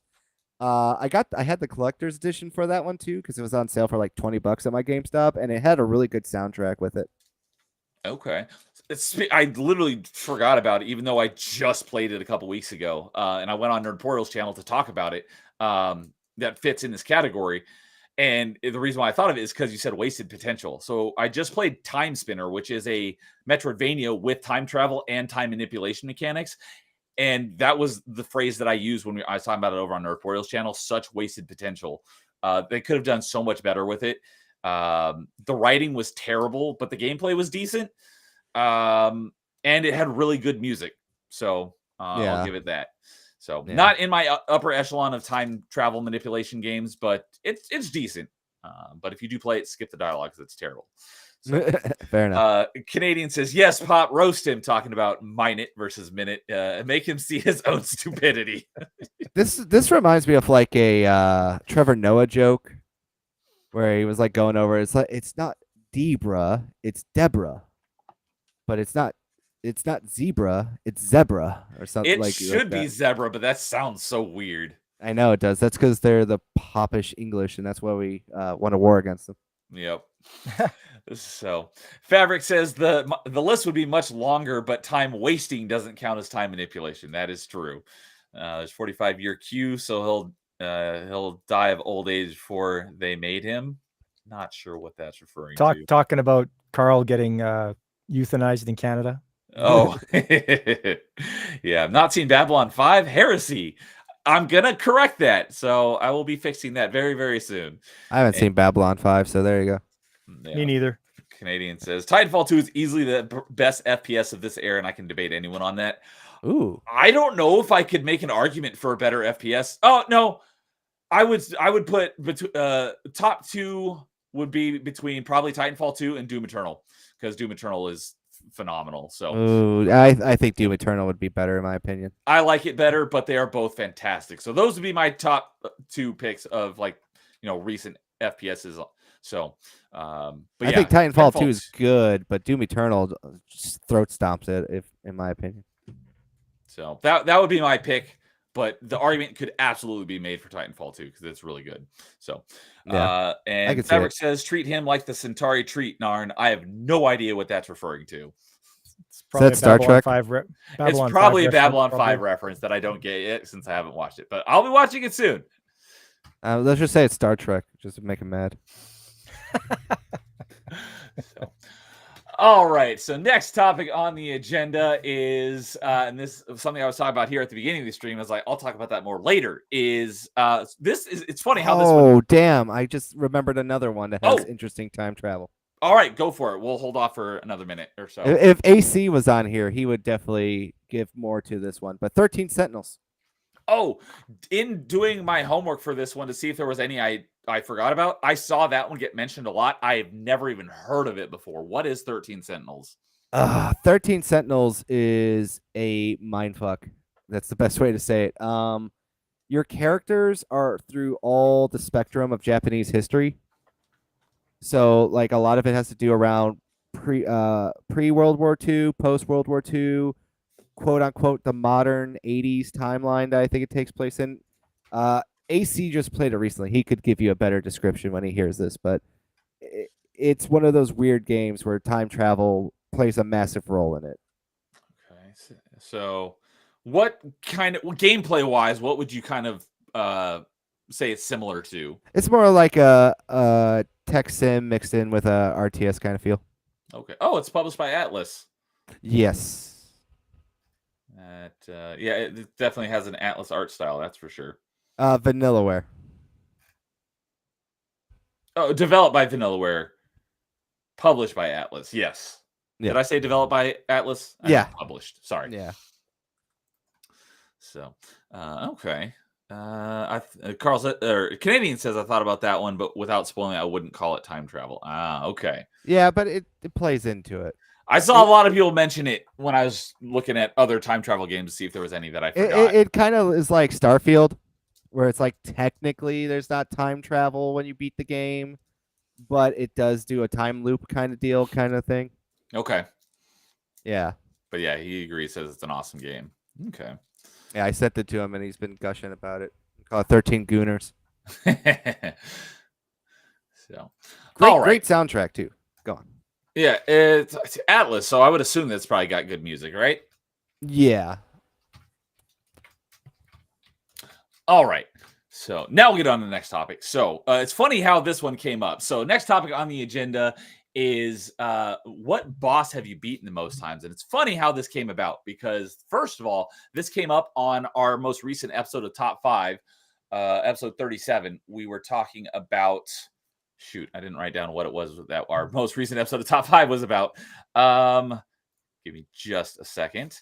We were talking about top 5 first games in a franchise, and I don't know what we were talking about, but Jason came up with this while we were talking about it, and I'm like, oh, that's a great topic for party chat. What boss have you beaten the most times? So this came up like a week ago on top 5, and then literally yesterday, so I go to GameFAQs.com every day just to see what their poll is to vote. You know, they have like typically a gaming related poll every day, and literally yesterday, or maybe it was the day before, it was within the last 2 days, their poll was what boss have you beaten the most times? And I was like, wow. So, it's meant to be. So I'm throwing it on party chat because I have 2 separate random disconnected sources, both asked the same question. Obviously, on GameFAQs, it's a list of like 10 options. So you don't really get to pick, from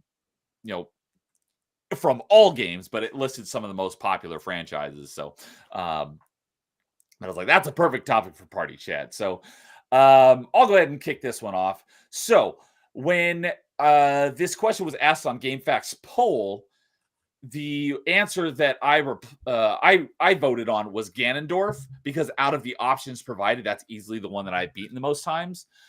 But I'm a huge fan of Mega Man, but the answer that they had for Mega Man was Dr. Wily. But I've barely played I've played through all of the classic Mega Mans, but I've only played through them once. So I was like, I haven't beaten Dr. Wily all that many times, but if you counted the Mega Man X games and put Sigma on there, that would probably easily be my most beaten boss because he's in every Mega Man X game, X1 through X8, and I've beaten Mega Man X's 1, 2, and 3 I don't know how many times. I've beaten 4 and 5 a good number of times. I've beaten 6 twice. I've beaten 7 and 8 once each. And in most of them, you fight him multiple times. So most likely my most beaten boss of all time is Sigma because, like I said, you beat him multiple times in most of these games. And I've beaten most of these games many, many, many times. So for me, probably the boss I've beaten the most times is Sigma. If we're talking like across a franchise. But if we're talking about one individual boss, I probably set a couple of records just this week because as I was mentioning earlier at the beginning of the stream, I've been playing through Metroid Fusion and I've been beating each of the bosses without taking damage, which has taken a lot of tries. So before this last week, if I had to pick one boss, it probably would have been Launch Octopus and Mega Man X because I also got the achievement a ways back for beating him without taking damage, and that took a crap load of tries. But now that I've been doing Metroid Fusion, I did Nightmare and I did Ridley without taking damage, and they probably took 100 times each. Where, of course, I didn't play through the entire boss fight every single time because if I took damage, a lot of times, if I was more than like halfway through the fight, I just continued it to get more practice. But if I took like damage like early on in the fight, I just restarted it. So not all 100+ attempts on each of those was a full beat the boss, but most, I would say probably like 75% of those I played through and beat the boss. So I've beaten Nightmare and Ridley in Metroid Fusion a crap load of times within the last week. And I'm thankful that because there's, like I said, there's the Japanese version and there's the English version, and some of these super hard bosses like Nightmare, and I don't remember if Ridley, the English version does not have an achievement for beating them without taking damage because they're so freaking hard, but the Japanese version does. So fortunately I don't have to do it again. But I do have to do Yakuza, the boss I mentioned earlier. I do have to do that one twice, both in the English and Japanese version, because there's an achievement in both. But yeah, I've beaten those 2 bosses a lot of times just within the last week. So those are a couple of my most beaten bosses. Curious from you guys, pop culture, what would you say the boss that you've beaten the most amount of times is? Okay, this is going back a while, you guys. You know, I'm a retro gamer, so honestly, Bison from Street Fighter 2. You wanted to Okay. see all the endings for all the characters. So it's like, okay, well, start the beginning of the game, go through with Chun-Li, start again, go through with Ryu, all the way through. So you can see all the endings for all the characters for Street Fighter 2. Okay. Yeah, I've never been into fighting games, so I haven't really done any of them. But that makes a lot of sense, especially if you're. I bet some that would be along the lines of Jason if he was on the panel. My top 5 co-host, it would probably be either Street Fighter or maybe one of those fighting games because he loves those fighting games. Although, given how many times he's played Resident Evil, because he's a huge fan of Resident Evil, assuming there's a boss at the end of Resident Evil 1, that might be his answer as well. But I think on the GameFAQs poll yesterday, I think M. Bison was one of the answers. But since I don't do fighting games, There you go. I don't know if I've ever beaten him. Another one, a little more modern. I played Deadpool on the PS4, or was it PS3? Probably It was the PS3 360 game. PS3. Yeah. So I beat Mr. Sinister over and over again. It was just fun because you get powered up so much with Deadpool with all his weapons and all that. It was way easier to take down Mr. Sinister after you got yourself all powered up like that. So I would just go back and just beat him for the fun of it. It's so hilarious. What a great game. My roommate had it back when it came out. And then unfortunately got delisted. Thanks a lot. I hope they bring it back. But I've been hearing a lot about that game. Not within like the last like month or so, but like this year I've been hearing that game get mentioned a lot. So I want to pick that game up at some point. It's because it got super expensive for the physical copy. And specifically the PlayStation 4 and the Xbox One copy. Yeah. I want to play the Xbox One version. It's $100. Yeah, so I do want to play that one at some point. And that was the one that he was voiced by Nolan North? Yes, I want to say that's who did it. I'm pretty sure. But yeah, I've heard good things about that game. Yeah, I heard it was really good. Oh, fun. You have it, fun Carl, right? I have the 360 version, yes. Yeah, you just haven't played it? Yeah. Because I thought I got a good deal, and then someone's like, no. This is the more expensive one. I'm like, oh. Yeah, High Moon Studios. Let's see here. High Moon Studios, makers of games like Dark Watch and the Transformer games. Yeah. The first, I know, the thing that put them on the map for me, because it was the first thing I think I ever played from them, was the Bourne Conspiracy game, or it was the Jason Bourne game. And I'm a big fan of the Bourne franchise. And Robert Ludlum was who wrote the Bourne books. He was one of my favorite authors. So I was like, ooh, they're making a Bourne game? I'll absolutely play that. Nice. Yeah, it was Nolan North that voiced Deadpool in that game.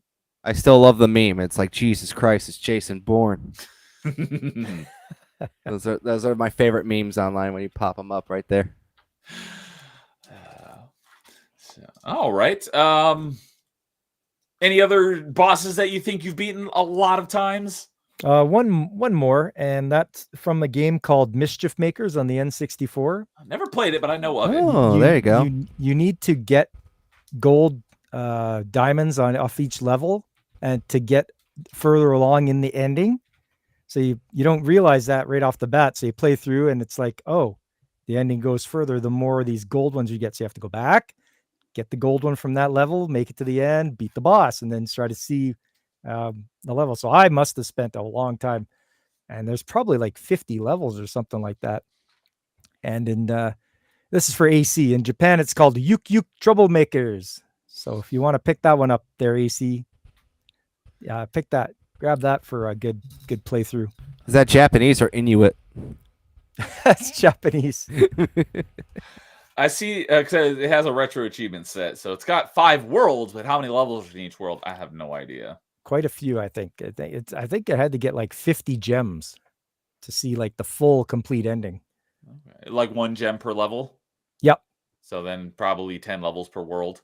Something like that. Yeah. And it's Yep. like it's 3D world with 2D sprites. It almost reminded me of Donkey Kong Country. I was just gonna say what I'm looking at here says 2D platforming, so it's probably 3D backgrounds with a 2D plane, so it probably Yeah. plays a lot like Donkey Kong Country. And it's got a neat mechanic where she picks because it's Marina Lightyears is the character you play. She picks up people and can shake them, or she grabs onto things and shakes them. That's the game mechanic. And that's for Nintendo 64 Yeah, I AC. was just gonna say that, but yeah, Nintendo 64. Yeah, I remember that game existing, but never got around to playing it. Oh, published by Enix. Oh yeah, Phoenix. All right. So Mischief Makers. All right. I don't think I've ever actually heard anyone actually talk about that game before. I think Yeah. someone mentioned it before. I liked it because back in the day, there wasn't a lot of anime games on the N64 in North America. So it's like, hey, look, that's got an anime aesthetic to it. I'm buying that. Look, I'm seeing a screenshot here of the main menu where it says press start, and the character in the background looks kind of like Master Roshi. Yep. That's the professor. So, all right. Well, deep pull there, and just like let's see here. I think he's talking about the first game you talked about, but Angry Canadian says Pop putting on his reading glasses for that deep pull. Damn. So, what about you, Carl? What bosses have you beaten the most amount of times? The one that I can say for sure that I probably have a file for war crimes on is the Kushala Daora from the Monster Hunter franchise. I had a feeling it was going to be something from Monster Hunter. When I was trying to get the platinum trophy, he was the last monster I specifically needed a crown from, and I think I ran out of stuff to do with his armor at that point. I made it everything, all the weapons out of his armor, all the armor and everything like that. Any item I could do with his parts, and I still had way too many. And then when I finally got it, I'm like, I can finally be done with this guy forever. The item that you needed, was it like a random chance to drop? So you just had to keep fighting him over and over again until you got that one item? So in Monster Hunter, they have these things called crowns, and they are big crowns and small crowns. They have two different versions of it. One's a silver crown and one's a gold crown. And to get the trophy, you needed gold crowns. And how to get them is that you kill the biggest one of that monster and the smallest version of that monster. Okay. And they have some event quests to make it easier, but Elder Dragons, which that's what this guy is, they don't really have easy ways to get them. So basically, I just had to farm this guy, listening to so many podcasts in the process to do so. And I lost track of how many times I've beaten this guy. Like it got to the point where it's just, like when you go to your job after you've been there for a while, where it's like you don't even think anymore. Yeah, you should just give up, and you're like, I'm just here. I know what I'm doing by muscle memory at this point. But yeah, what is it like? Because it sounds like it's a definitive thing. Like if you defeat the largest one, then you automatically get the crown, or is there some sort of RNG involved, and that's why you have to fight it so many times? It's a lot of RNG, yeah. Okay, so it's not guaranteed. You just got to fight him enough times until it does give you that crown. Yeah, and that's for every monster in the game, by the way.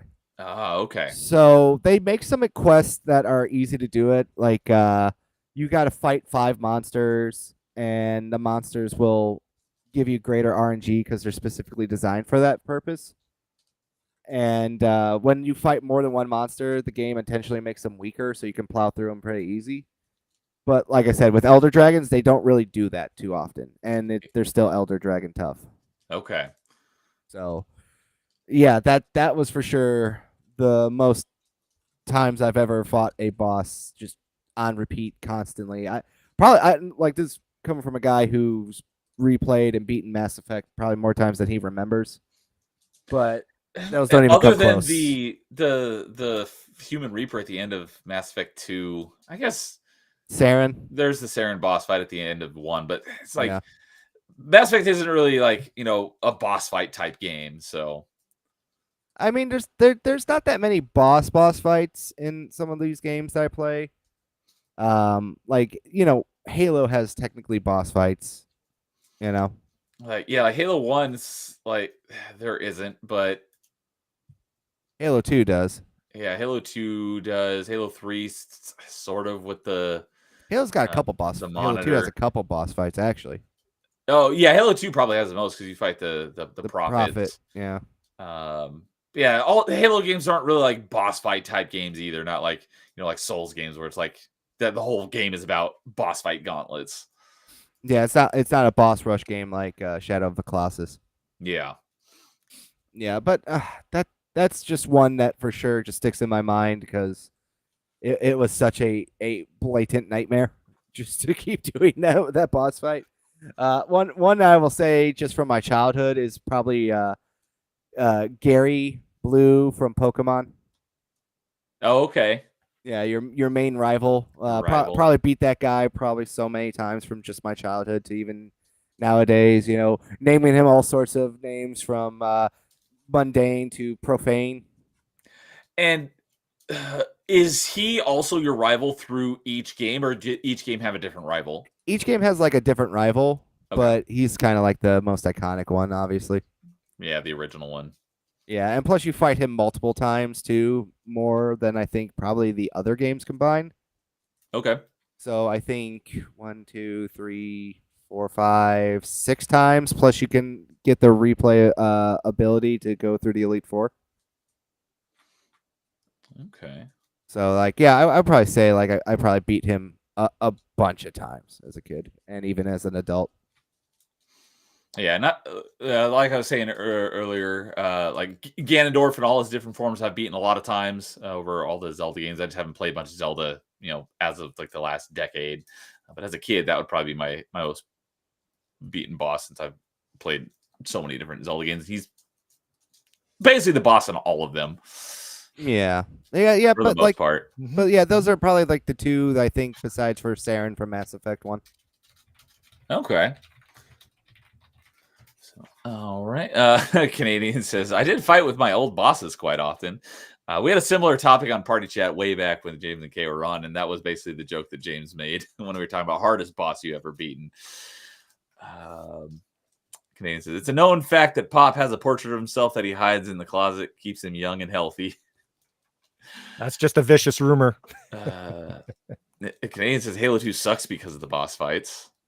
They are terribly designed. We did see here. Who did I play with? I just recently played through Halo 2. Oh, it was my buddy Rozic. And we were working on that. Yeah, that Prophet boss fight on the hardest difficulty because we were playing on Legendary. It took us a long time to beat it. That was a pain in the butt. So yeah, I can't really argue with that. Whoa, what the crap was that? That is. Your audio just got like super loud. Yeah. Yeah.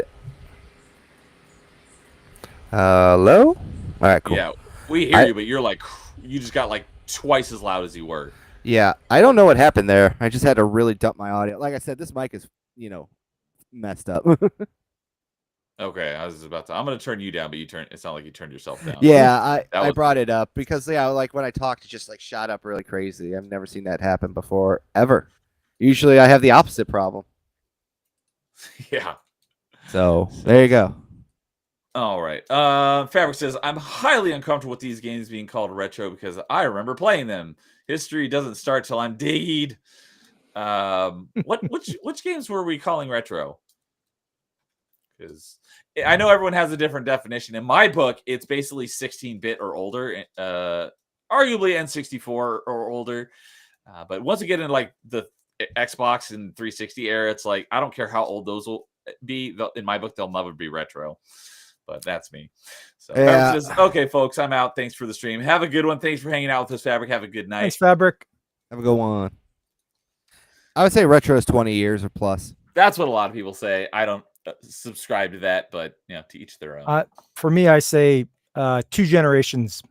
Ooh, wow, that's a really go back 2 generations. That's retro. Yeah, so the PS3 is retro.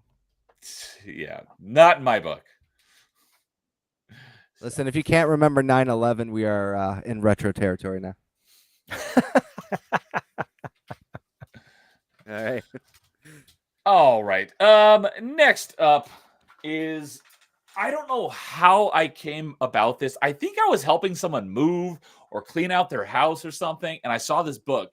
And this is before I started my YouTube channel.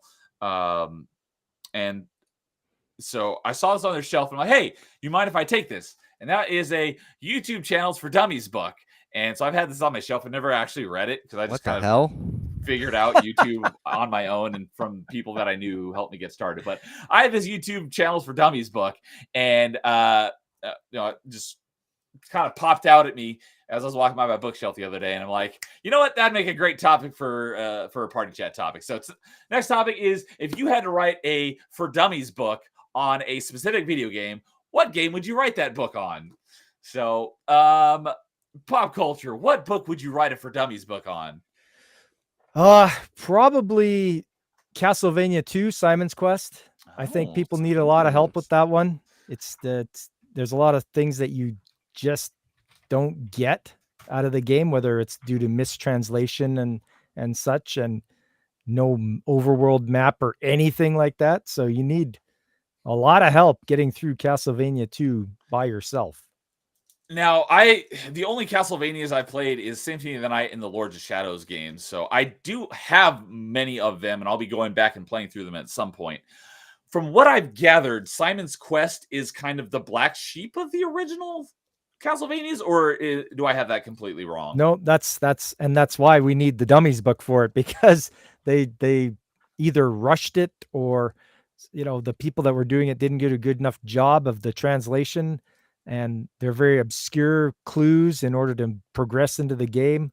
Things you have to do that you would never know to do, like kneeling at a certain point with holding a crystal, and waiting for a tornado to come and take you away to the next level. So that's stuff like that is what you need a Dummies book for. Okay, so given that I am going to be playing through the Castlevanias, what are a couple tips you would give me for Simon's Quest, having never played any of the classic Castlevanias? First of all, the time you take to complete the game will determine the time or the ending that you get. Oh, just like Metroid. Yep. So the longer you take, the worse your ending is going to be. So you have to try to get through the game as fast as you can. And it has that day-night cycle where the night comes along and the enemies get harder. They had that in the we talked about this on last party chat, DLCs you hated. The DLC for Bloodstained Ritual of the Night, called Dominique's Curse, was god awful, and it had a day-night cycle like that, and at night the enemies were way more lethal, and I hated that DLC with a passion. But that's not the reason why. Yeah, but that's something you don't know unless you'd have a nice Dummies book to read. Okay. And just having a general layout of which dungeons to go to first, or mansions they're called. You go to different mansions and you have to beat them and collect your parts of Dracula. So is Castlevania 2 not linear then? It has to be like it. I know that sounds strange, but you can go certain directions, but you will come to a dead end you can't get by. You have to go a certain direction first and get the parts. Okay, so what is it that you get that allows you to proceed in another direction then? So you got to build up your currency, so you get hearts from the defeated monsters, but you also collect the parts of Dracula, like the bone, the eyeball.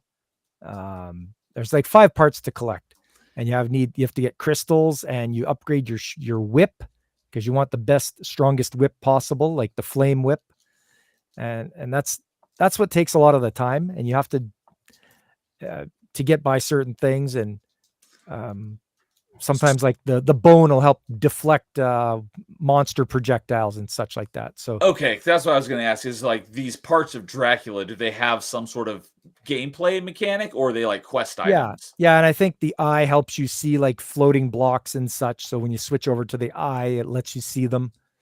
Okay, stuff like that. So because I was under the impression that all of the classic Castlevanias were just 2D linear platformers, and it wasn't until Symphony of the Night that they became, a Metroidvania. So it sounds like Castlevania 2 is arguably a Metroidvania. I guess it could be. You do a lot of backtracking, that's for sure. You go from one end to the other and back to the same town, and then along the way further And in the other direction. you acquire abilities that allow you to reach areas that were previously inaccessible. You acquire items that'll help you that way, not so much abilities. You do have your holy water and stuff that you can throw, and that helps you find holes in floors, which you can't see otherwise. Yeah, items that have abilities that allow you to progress further. Yes. Based on that description, it definitely sounds like Castlevania 2 would qualify as a Metroidvania. I suppose. So interesting. Maybe Castlevania 2 will be my favorite then when I get through the classics. And there's one out there that was redone by the fans. It's called Castlevania Redacted. So they've changed the day to night cycle, so it's quicker transition, and they've also made the clues a little more comprehensive and a little more easily understood, rather than being so vague as the other one. So it's the same game, just redone with a little quicker transition, and the clues are a little more obvious, a little more descriptive. Okay, I'll have to check that out. In also along those lines, it's a free-to-play fan-made game that is. I mentioned this just recently on another stream, but there's a fan-made version of they took Castlevania 1 because that one is a linear platformer from what I understand, and they turned it into a Metroidvania, and that's called Castlevania Revamped. So Okay. shout out to Castlevania Revamped if you want Castlevania 1 if it was a Metroidvania. Nice. So, but yeah, you got Canadian agreeing with you, saying Simon's Quest is goated. It's like Zelda 2, which I also have not played yet, but I plan to play it. Need to collect those garlic onions for currency. But yeah, he says Neo's going to be 50 and clutching his pearl, saying 360 is not retro. 360 will never be retro in my book. So yes, you are accurate that I will still say that 360 is not retro. That's retro, man. I'm sorry. There you go. So, all right. Well, good stuff. So Castlevania 2. So when I get to Castlevania 2, if I have any questions, I'm going to reach out to you and you'll be my guide. Uh-oh. I forget a lot more than I remember. So what about you, Carl? What is a game that you would feel comfortable writing a 4Ws book on?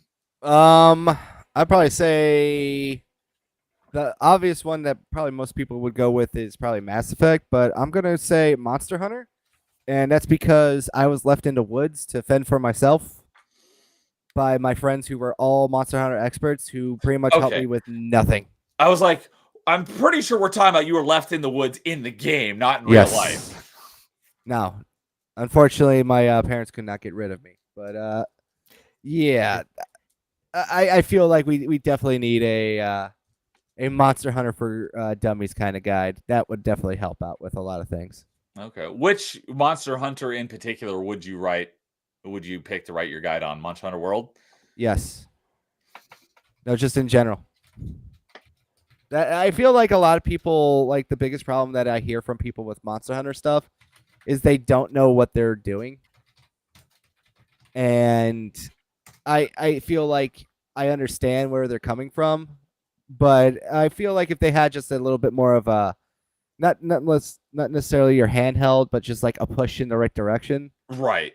Like, because they don't really tell you anything to do in the game. They're like, have fun, good luck. That was one of my big issues with Hollow Knight. Yeah, but Hollow Knight is a little different. You know? Like Hollow Knight, they not quite as complicated. Like I said, Monster Hunter, like there's just so many different like mechanics. It's all very simple, but it's just trying to figure out like the right things, like how to make special armor, how to check your set bonuses, how to look to make sure you're maximizing your mix set bonuses and stuff like that. You know, like how to craft the proper gems and which monsters to farm for different things and which, you know, areas to go to for, say, for example, like non-monster materials, because that's another big one, is that you need non-monster materials. And is it a high rank item? Is it a low rank item? Is it a master rank item? Like there are guides for this online, but at the same time, you're not going to remember all this information. And if you do, you got the wrong form of autism. I apologize. Yeah, a lot something big RPG like that with like really a lot of in-depth different mechanics. That would definitely make sense on having, someone who knows what they're talking about kind of pointing you in the right direction, be like, hey, these are the things you would need to know if you wanted to play this game. Yeah. Like where to buy ammo as a gunner. I did not know you could buy ammo. No one told me this stuff.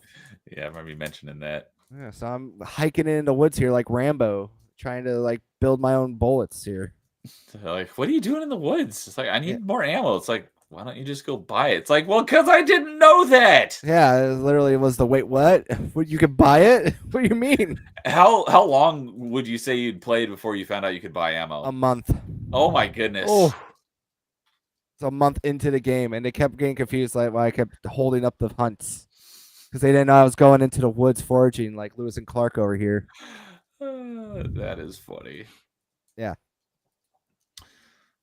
All right. Yeah, and Canadian says, reach out to Dempsey too. He's a genius about that game, talking about Simon's Quest. I wrote that down, so whenever I get around to it, I know who to ask now if I get stumped. So, as for myself,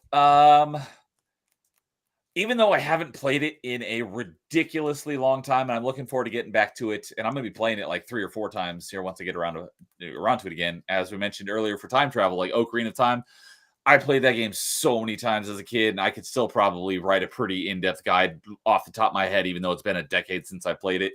But I'm looking forward to playing through it like 3 or 4 times once I get to it, because I'm going to be playing through all of them in order. So that's one that I probably could write, but that wouldn't be the one I would pick right now just because it's been so long since I played it. Ones that, and of course, you wouldn't have to write this off the top of your head because, of course, you would do your research when writing a book. But games that I would feel most comfortable for writing a For Dummies book off the top of my head right now would be probably at number 2 would probably be Mass Effect 3. And the reason why is because I could write a very, very in-depth guide for the multiplayer aspect. Not the campaign aspect, because there's just so many branching paths and stuff, and I haven't played the campaign in a while. It's been a good number of years since I played through the campaign, so that's why I put it at number 2.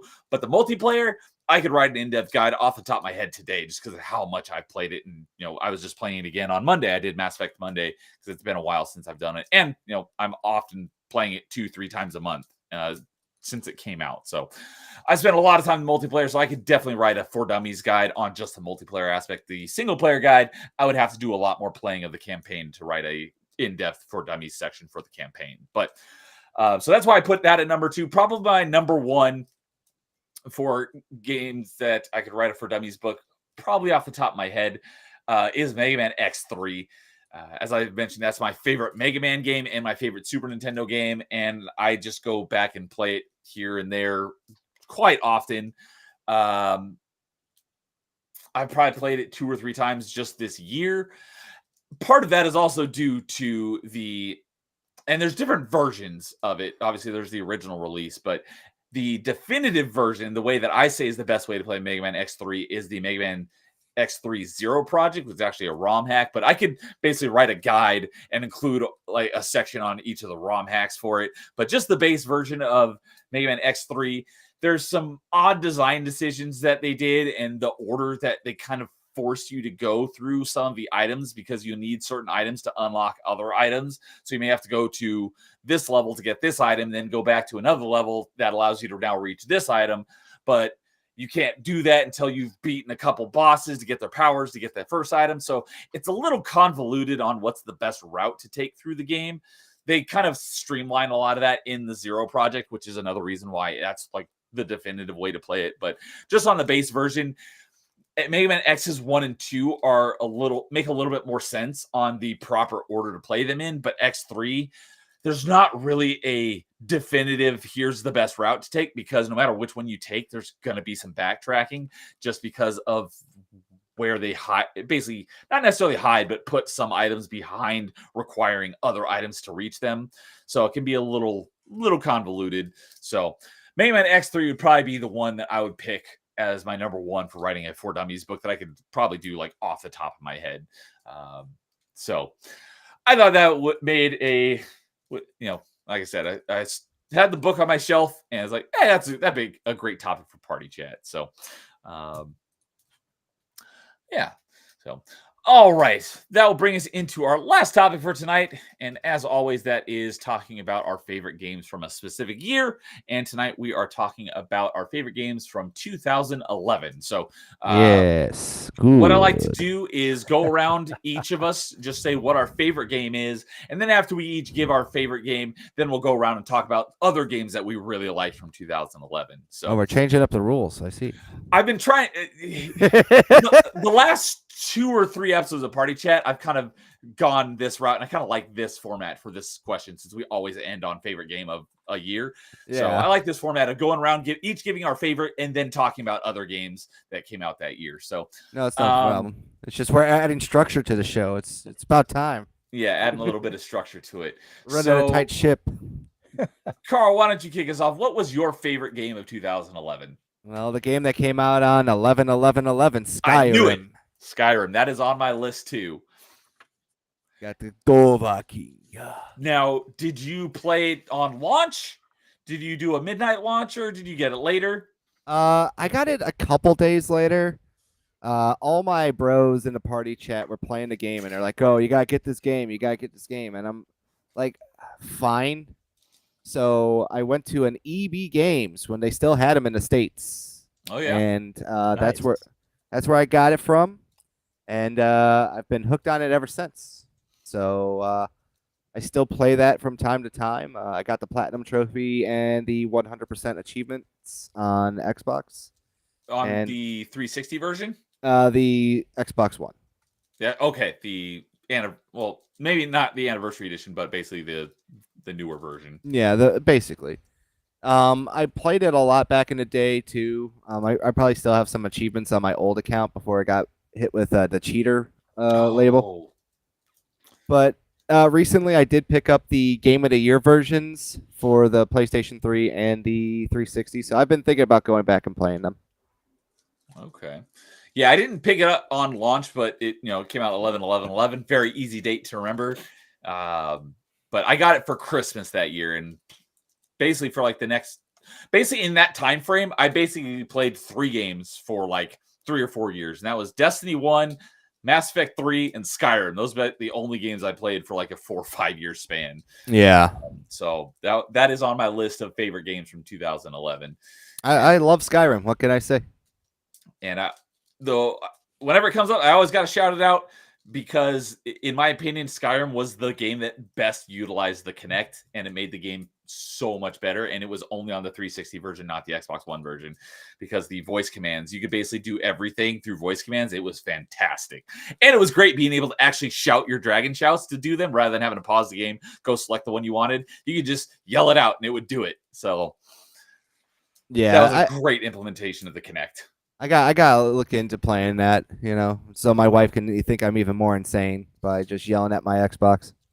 I had roommates at the time. And they thought it was hilarious to watch me play it while I'm yelling at the TV to do my dragon shout. I basically memorized all of them because you could use any of them on the fly if you knew what the words were. So that was great. Yeah, I only go with 2 of them, and that's the Fus Roda and the Dragon Rend. Those are the only 2 I ever went with. The other one that I used a lot was the I forget what the words are now, but it's the one that is basically like the dash. Oh yeah, I know what you're talking about. It's like, whoa, Joaquin, or something like that. So, yeah, because you couldn't like level up your acrobatics like you could in Oblivion and just like jump across the map. So traveling could be slower. So I used that one often to at least speed things up a little bit. I found the best way to do that while you were trying to get like level ups is the one where it was muffle. Which one was muffle? It's the one that made you harder to hear walking. Oh, wait, that wasn't a dragon shout, right? That was an enchantment. Yeah, it was an illusion. Yeah, it was an illusion spell. Like that was the one that's what I used to gain levels. That and the dagger, make the 7,000 daggers. Oh yeah, use the increase your alchemy to increase your blacksmithing, to increase your alchemy, to increase your blacksmithing. They did obviously you can still do that on the PC version, but they did patch that out to some extent on the console version, so you can't just reach insane levels, but you can still get pretty strong. Oh yeah, it still works for leveling up, like, but it's not as like quick as it used to be. Like the biggest one was the book exploit, where you got all the things to all your skills to level up all at once. Like that's the one that like they really patched out. Oh yeah. So, all right, good pick. I had a feeling that was probably going to be your answer. So I see DJ Play Nice dropping in the chat saying stopping by to show some support. DJ Ronnie G sent me. Well, thank you. Appreciate you dropping in and showing some support. We're almost done here, but you'll be able to catch the end here. So what about you, Pop? What was your favorite game from 2011? On the PlayStation 3, LA Noire. Oh, okay. There you go. I just that game hit everything that I like. It's a period piece. It deals with soldiers coming back from World War II, and one of them joining the LA police force, and you get to they came up with the we push X for doubt and all that kind of stuff, and that's where that came from. Yep, yeah, X to doubt came from LA Noire. Yeah. So and the music, it's done by Rockstar, so they're going to be good. You can cruise the streets of LA in 1947. Yeah. Go out and you start as a beat cop, just out on patrol, and then you work your way up to being a detective and moving around to the different bureaus. You got homicide, you got vice, you got traffic and all that kind of stuff. So that game, man, oh man. I love there's a YouTuber that used to do like those remixes of the stories, like to make them say outrageous things. He would just cut the audio badly. And my favorite one is still like the LA Noire one, where he's like aggressively asking like the first guy you interview, he's like, "Are you a Jew?" He's like, "What is this, Nazi Germany?" That's hilarious. If I can find the video, it's so great. It's like he's like constantly going. He's like, "I like your ass," and he's like, "You're lying, Morgan." He's like, "No, I really like your ass." It's like stuff like that. Like the way that this audio does not work, the way that they just deliver these lines that are in the game are too funny. I think it's like his name is Manslayer, but it's like with an I instead of an L from the good old Machinima days. But I still love that like audio clip of like, "I like your ass." That's hilarious. If you find that, I'll definitely have to watch. Here, 1 second. Let me see if I can look that up real quick. I'll put it in the link afterwards. We won't watch it on stream here. Fair enough. We'll kind of wrap up. But Pop, I know that there was a bit of I don't know if controversy is the right word, but when they did the remaster of LA Noire, they made some changes that made things either flow better or worse. Do you know what I'm talking about? And did you play the remaster? Actually, I did not play the remaster. I didn't even know they brought one out. I just still have my PS3 copy. So yes, they did a remaster. I actually just picked it up recently, and it's in Spanish. The title. No. So I got like a weird Spanish copy of it. So from what I've gathered, because I haven't played it, because no, it's no secret around here, I'm not a big fan of Rockstar, basically anything that they've done. So I haven't played LA Noire. But from what I've seen in videos and lists and stuff, like in the remaster, they change, how like when you're interrogating someone, you have like X to doubt, and you have, I don't know what the other options are, but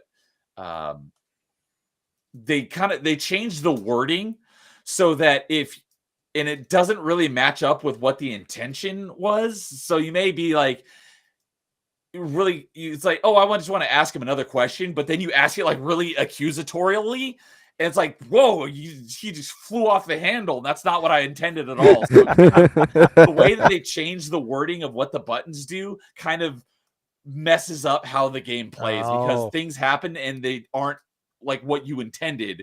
Like the Fallout 4 syndrome.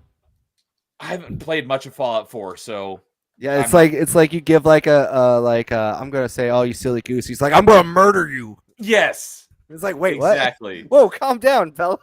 So, okay, that's what I've heard. This is all anecdotal because I haven't played it myself, but I've heard that they made some changes in the remaster, which didn't really make a whole lot of sense. I'll have to look into that. I've never heard anyone say anything about that. That's news to me.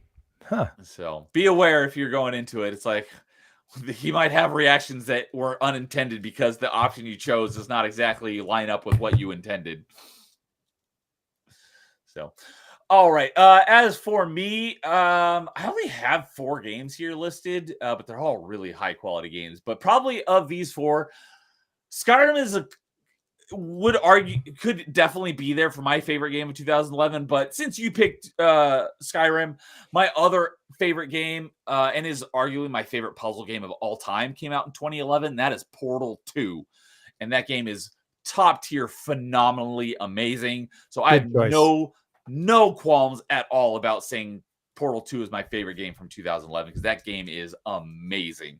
And they added it's got a fantastic campaign because the first Portal is more of like a playable tech demo. You can beat it in like an hour if you know what you're doing.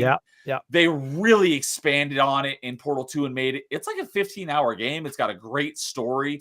It's a good length, and they added an entirely separate co-op campaign, which is also fantastic.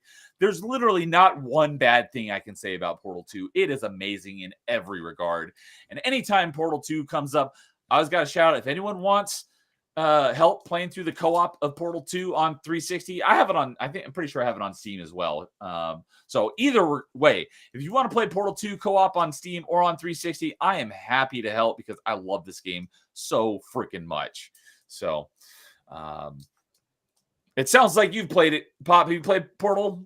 Oh yes, the first one and second one. I really enjoyed the second one. What a great story they came up with, and Wheatley, I think that's his name. Yep. The little ball there. He's just freaking hilarious. So you're gonna have a good time with that guy as a companion. And yeah, getting through the game, so much fun, and man, just very enjoyable. What a great time.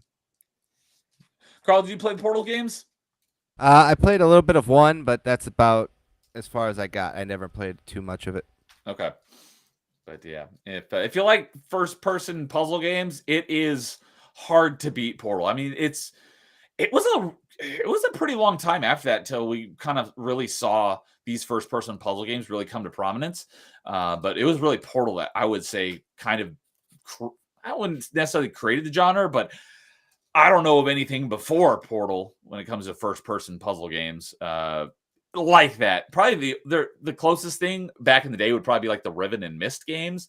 That's a little bit different. Those are more like point and click puzzle games. Point and click, yeah. I'm talking more like first person, like physics puzzle games, because I've seen a lot of them since, but Portal really kind of created the genre, for lack of a better term. So if you like those first person physics puzzlers, definitely give Portal a try, and it's phenomenal. So, hey, what's up, Jeff? Sons and Shadows here saying, hail, chat. I know that you were streaming just before this on one of your movie reviews, but good to see you. We're just about to wrap up, but we were just talking about our favorite games from 2011. So we'll make one last pass around here and talk about other games that we really liked from 2011. The other ones that were on my list, as Carl mentioned, Skyrim was on my list. It's a remake, but Halo Anniversary came out in 2011, and it was, I know a lot of people hate on it, but I think it did a great job being able to. That's the first game I know of that you could jump back and forth between classic graphics and new graphics. And one of my issues with the original Halo, I love Halo, the original Halo, but one of my main issues with it is just so much of it is like so dark, it's really hard to see, and they really lightened it up. And so the graphics overhaul they gave it in the Anniversary, I thought was fantastic, and a lot of those dark parts that were really hard to see, that wasn't an issue in the Anniversary. I think that is a great remaster. And then another game that came out in 2011 that's a great game, and it's actually my favorite in this franchise, is Arkham City. Was an awesome game as well. Good choice. One of the first collector's editions that I bought, and I still have the little collector's edition statue that came with it. Nice. Yeah. So was that one of the ones that you were going to mention from your favorites 2011 as well? Yep. It was definitely one of the ones that I was going to mention. But the other one I'm going to mention, Gears of War 3 came out this year too, which was the second, I think, real collector's edition that I bought, because I still have my original Marcus Phoenix statue from there. That's the one where he's kind of like crouching down. He's got the Lancer in his hands. Mm-hmm. Okay. Yep. That's So you have- that, from what I've seen, that one looks like that's a thick boy. Like you could bludgeon someone with that one. Yeah, it's light plastic, but yeah, that's definitely one of my favorite things from my childhood that I still have. I wasn't a child; I was out of high school by this point, but that was like one of the first like big boy collector's editions that I bought. Was that Okay. the Arkham Asylum? I mean Arkham City game too. That was another big one too. Did that have a statue or anything, or was it? I just showed it. Yeah. Oh yeah. That was what you just showed. I was thinking of Arkham Asylum. Yeah, and like two more I would like to just like shout out personally. Infamous 2, really good PlayStation 3 game. Okay, I know I would Uh, have liked those games, but I never played them since they were PlayStation. First one is doo-doo. Like it definitely needs Oh. an update because it's too it just feels off. But the second one definitely improves it a lot. But another game that I want to give a special thanks here to, Bastion, one of the first Okay, Oh, yeah. super giant games to come out. I liked it. I think it was amazing, but I liked it. I actually just replayed through the Bastion Xbox One version earlier this year. Yeah, it's a good game. I like it. One of my favorite random finds was finding the PS4 version out in the wild from Limited Run Games. Okay, nice. So, and Canadian says, any Nintendo games mentioned? No, not yet. I'm looking through the I will list give you right one. now. Skyward Sword. Skyward Sword's the only thing I see on this list, and I was not a fan of that Pokemon game. Black and White. This was the Okay. year that Pokemon Black and White came out, the first real reboot to the Pokemon franchise. Yeah. So, yeah, the only thing that I've played that was Nintendo was Skyward Sword, and I wasn't a big fan of it. But I will be playing through it again sometime soon because Wii is finally getting retro achievement support, so I will be playing for retro achievements. So a couple others that I didn't write down, but I did play was Deus Ex: Human Revolution. I like that one, although I haven't played the original. The remaster just got announced this week. I'm gonna have to give that a playthrough at some point because everyone says it's great. But I liked Human Revolution, and then never mind. I thought there was two. It said I saw an S, and I thought it was Darksiders. I was gonna say I played Darksiders and I liked it, but it was actually Dark Souls came out, and I did not like Dark Souls. Resistance 3 came out, and that's part of the Resistance franchise on the PlayStation 1, 2, and finally 3 came out in 2011, which I played. I have all three of them. And yeah, first person, your standard fare first person shooter. I would have played those if I had a PlayStation as well, because those look like fun. So, any others from 2011 you guys want to shout out? I think that's all the ones I've played. No, that's about all for me too as well. Like that, I like to give. If anything, if you're interested in some fun license games, definitely check out both the Thor and Captain America games that came out this year. If Ryan was here, he'd definitely second you on that because I know he liked that Captain America game a lot. So yeah, and wasn't able to make it. The third Uncharted game that came out. Uncharted was a good franchise I played out as well. So I bet Ryan would back you on that one as well because I know he's a fan of Uncharted. So, all right. And Canadian says because Neo doesn't like pushing A button to advanced text. Well, because there's way too much of it. But that's only one of many issues I had with that game. So there are many others. So DJ Ronnie G says I used to think it was Deuce X, like pronouncing it Deuce. Yeah, I know. A lot of people said that Deus Ex and Deus Ex. And I'm gonna play Gundam Crossfire PS3 tonight on my Friday. Cool, good stuff. So, all right, well that will do it for tonight's episode of Party Chat. So great having you on Pop Culture Mechanic. What do you got going on that you want to mention before we say goodnight? Just I'll be playing more Oracle of Ages on Saturday, talking about anime on Sunday, and as always on Tuesday, it's time for Trades Talk. So I see you guys around there. Well, thank you for joining us. I had a great time chatting with you tonight. Was fun. Here. There it is. I'm trying to find your channel so I can drop the link. So the link is already in the stream description, but I'm dropping it in chat as well. So go give Pop Culture a sub over on his channel if you haven't already. You're getting close to 1,000. You only need about, let's see here, 938. So you need 62 more and you'll be at 1,000. Nice. Well, that's the goal. So, well, great having you on. So thank you for joining us tonight. Thanks very much. So, Carl, what do you got going on? Well, I have some videos that are in the editing process, so hopefully I'll have those posted probably by tomorrow and Thursday. Depending on how my microphone situation is, I'm hopefully doing a live stream this Thursday as well. But we'll see, because as you can tell, audio's all over the place as usual. But you're the audio king. That I know. This is like when they have Tiny for fat guys. That's their nicknames. Ah, yes. But yeah, if that goes well, then we're going to sit down with our buddy Mr. Extra Zero, and we'll be talking about the old digital future. So that will be a fun topic for another gaming retrospective. And then this When are you Friday, doing that one? maybe this Thursday. Maybe Thursday. Okay.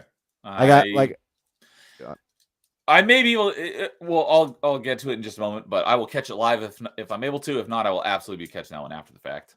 yeah, no problem with that one. And then this Friday, around 8 p.m. Central Time, my buddy JM and me are sitting back down, and we're going to be doing another weekly update.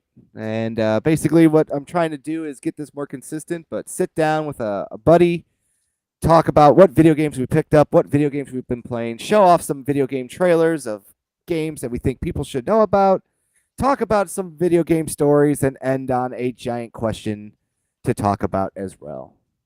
So that's something I'm trying to get going more and consistent. So hopefully that continues to be a Friday show that I can do. But that's all I got really planned for this week. Videos are being edited, so hopefully my wife doesn't accidentally lose them again. Fingers crossed. I have had nothing but bad luck. I have deleted videos because the audio is not catching on the recording. They have been mirrored when they don't appear mirrored on my screen. I have no idea. Like I said, I am a gypsy. I must have pissed off an even bigger gypsy. You know, this just is life. Well, glad you were able to come on and talk some games tonight, and hope Ryan's doing all right. I haven't heard from him since, so I don't know what came up, because he had his talk on Tuesday scheduled, but he never actually did it. So don't know what's going on with him, but hope he is all right, and hopefully he'll be back for next party chat in a couple weeks. But Hope so. DJ Ronnie G says, thanks for giving my dinner some background chat. Absolutely, you're welcome. Late dinner here. No worries. Well, I'm not sure what time zone you're in, but as soon as we're done here, I'm going to go have my dinner. So I know what that's like about late dinners, although it is only 9:30 my time since I'm in Pacific time. So, as for myself, the only thing I have scheduled for the rest of this week is, as usual, for the first Thursday of the month, Dude and I do our achievement chasers. He messaged me a couple hours ago saying that we may have to postpone because of a internet outage, and he doesn't know when it's going to be resuming. So it's up in the air right now whether we will have it. So it kind of depends on his internet. If we don't have it, we'll probably push it back a week. Although I have to figure out the next episode of Top 5 with Jason, because that was going to be the week after. So, but as of right now, we're having Achievement Chasers on Thursday, and Dude and I will be talking about all the achievement hunting we did over the course of September. And boy, do I have a heck of a lot to talk about, because I have played a crap load of stuff this month. So, but yeah, with that, that'll be it for tonight's episode of Party Chat. So again, Pop, thanks for joining us. And everyone in chat, thanks for hanging out with us and talking some video games. And you guys all have a good night, and we will see you later. And as always, in the meantime, game on.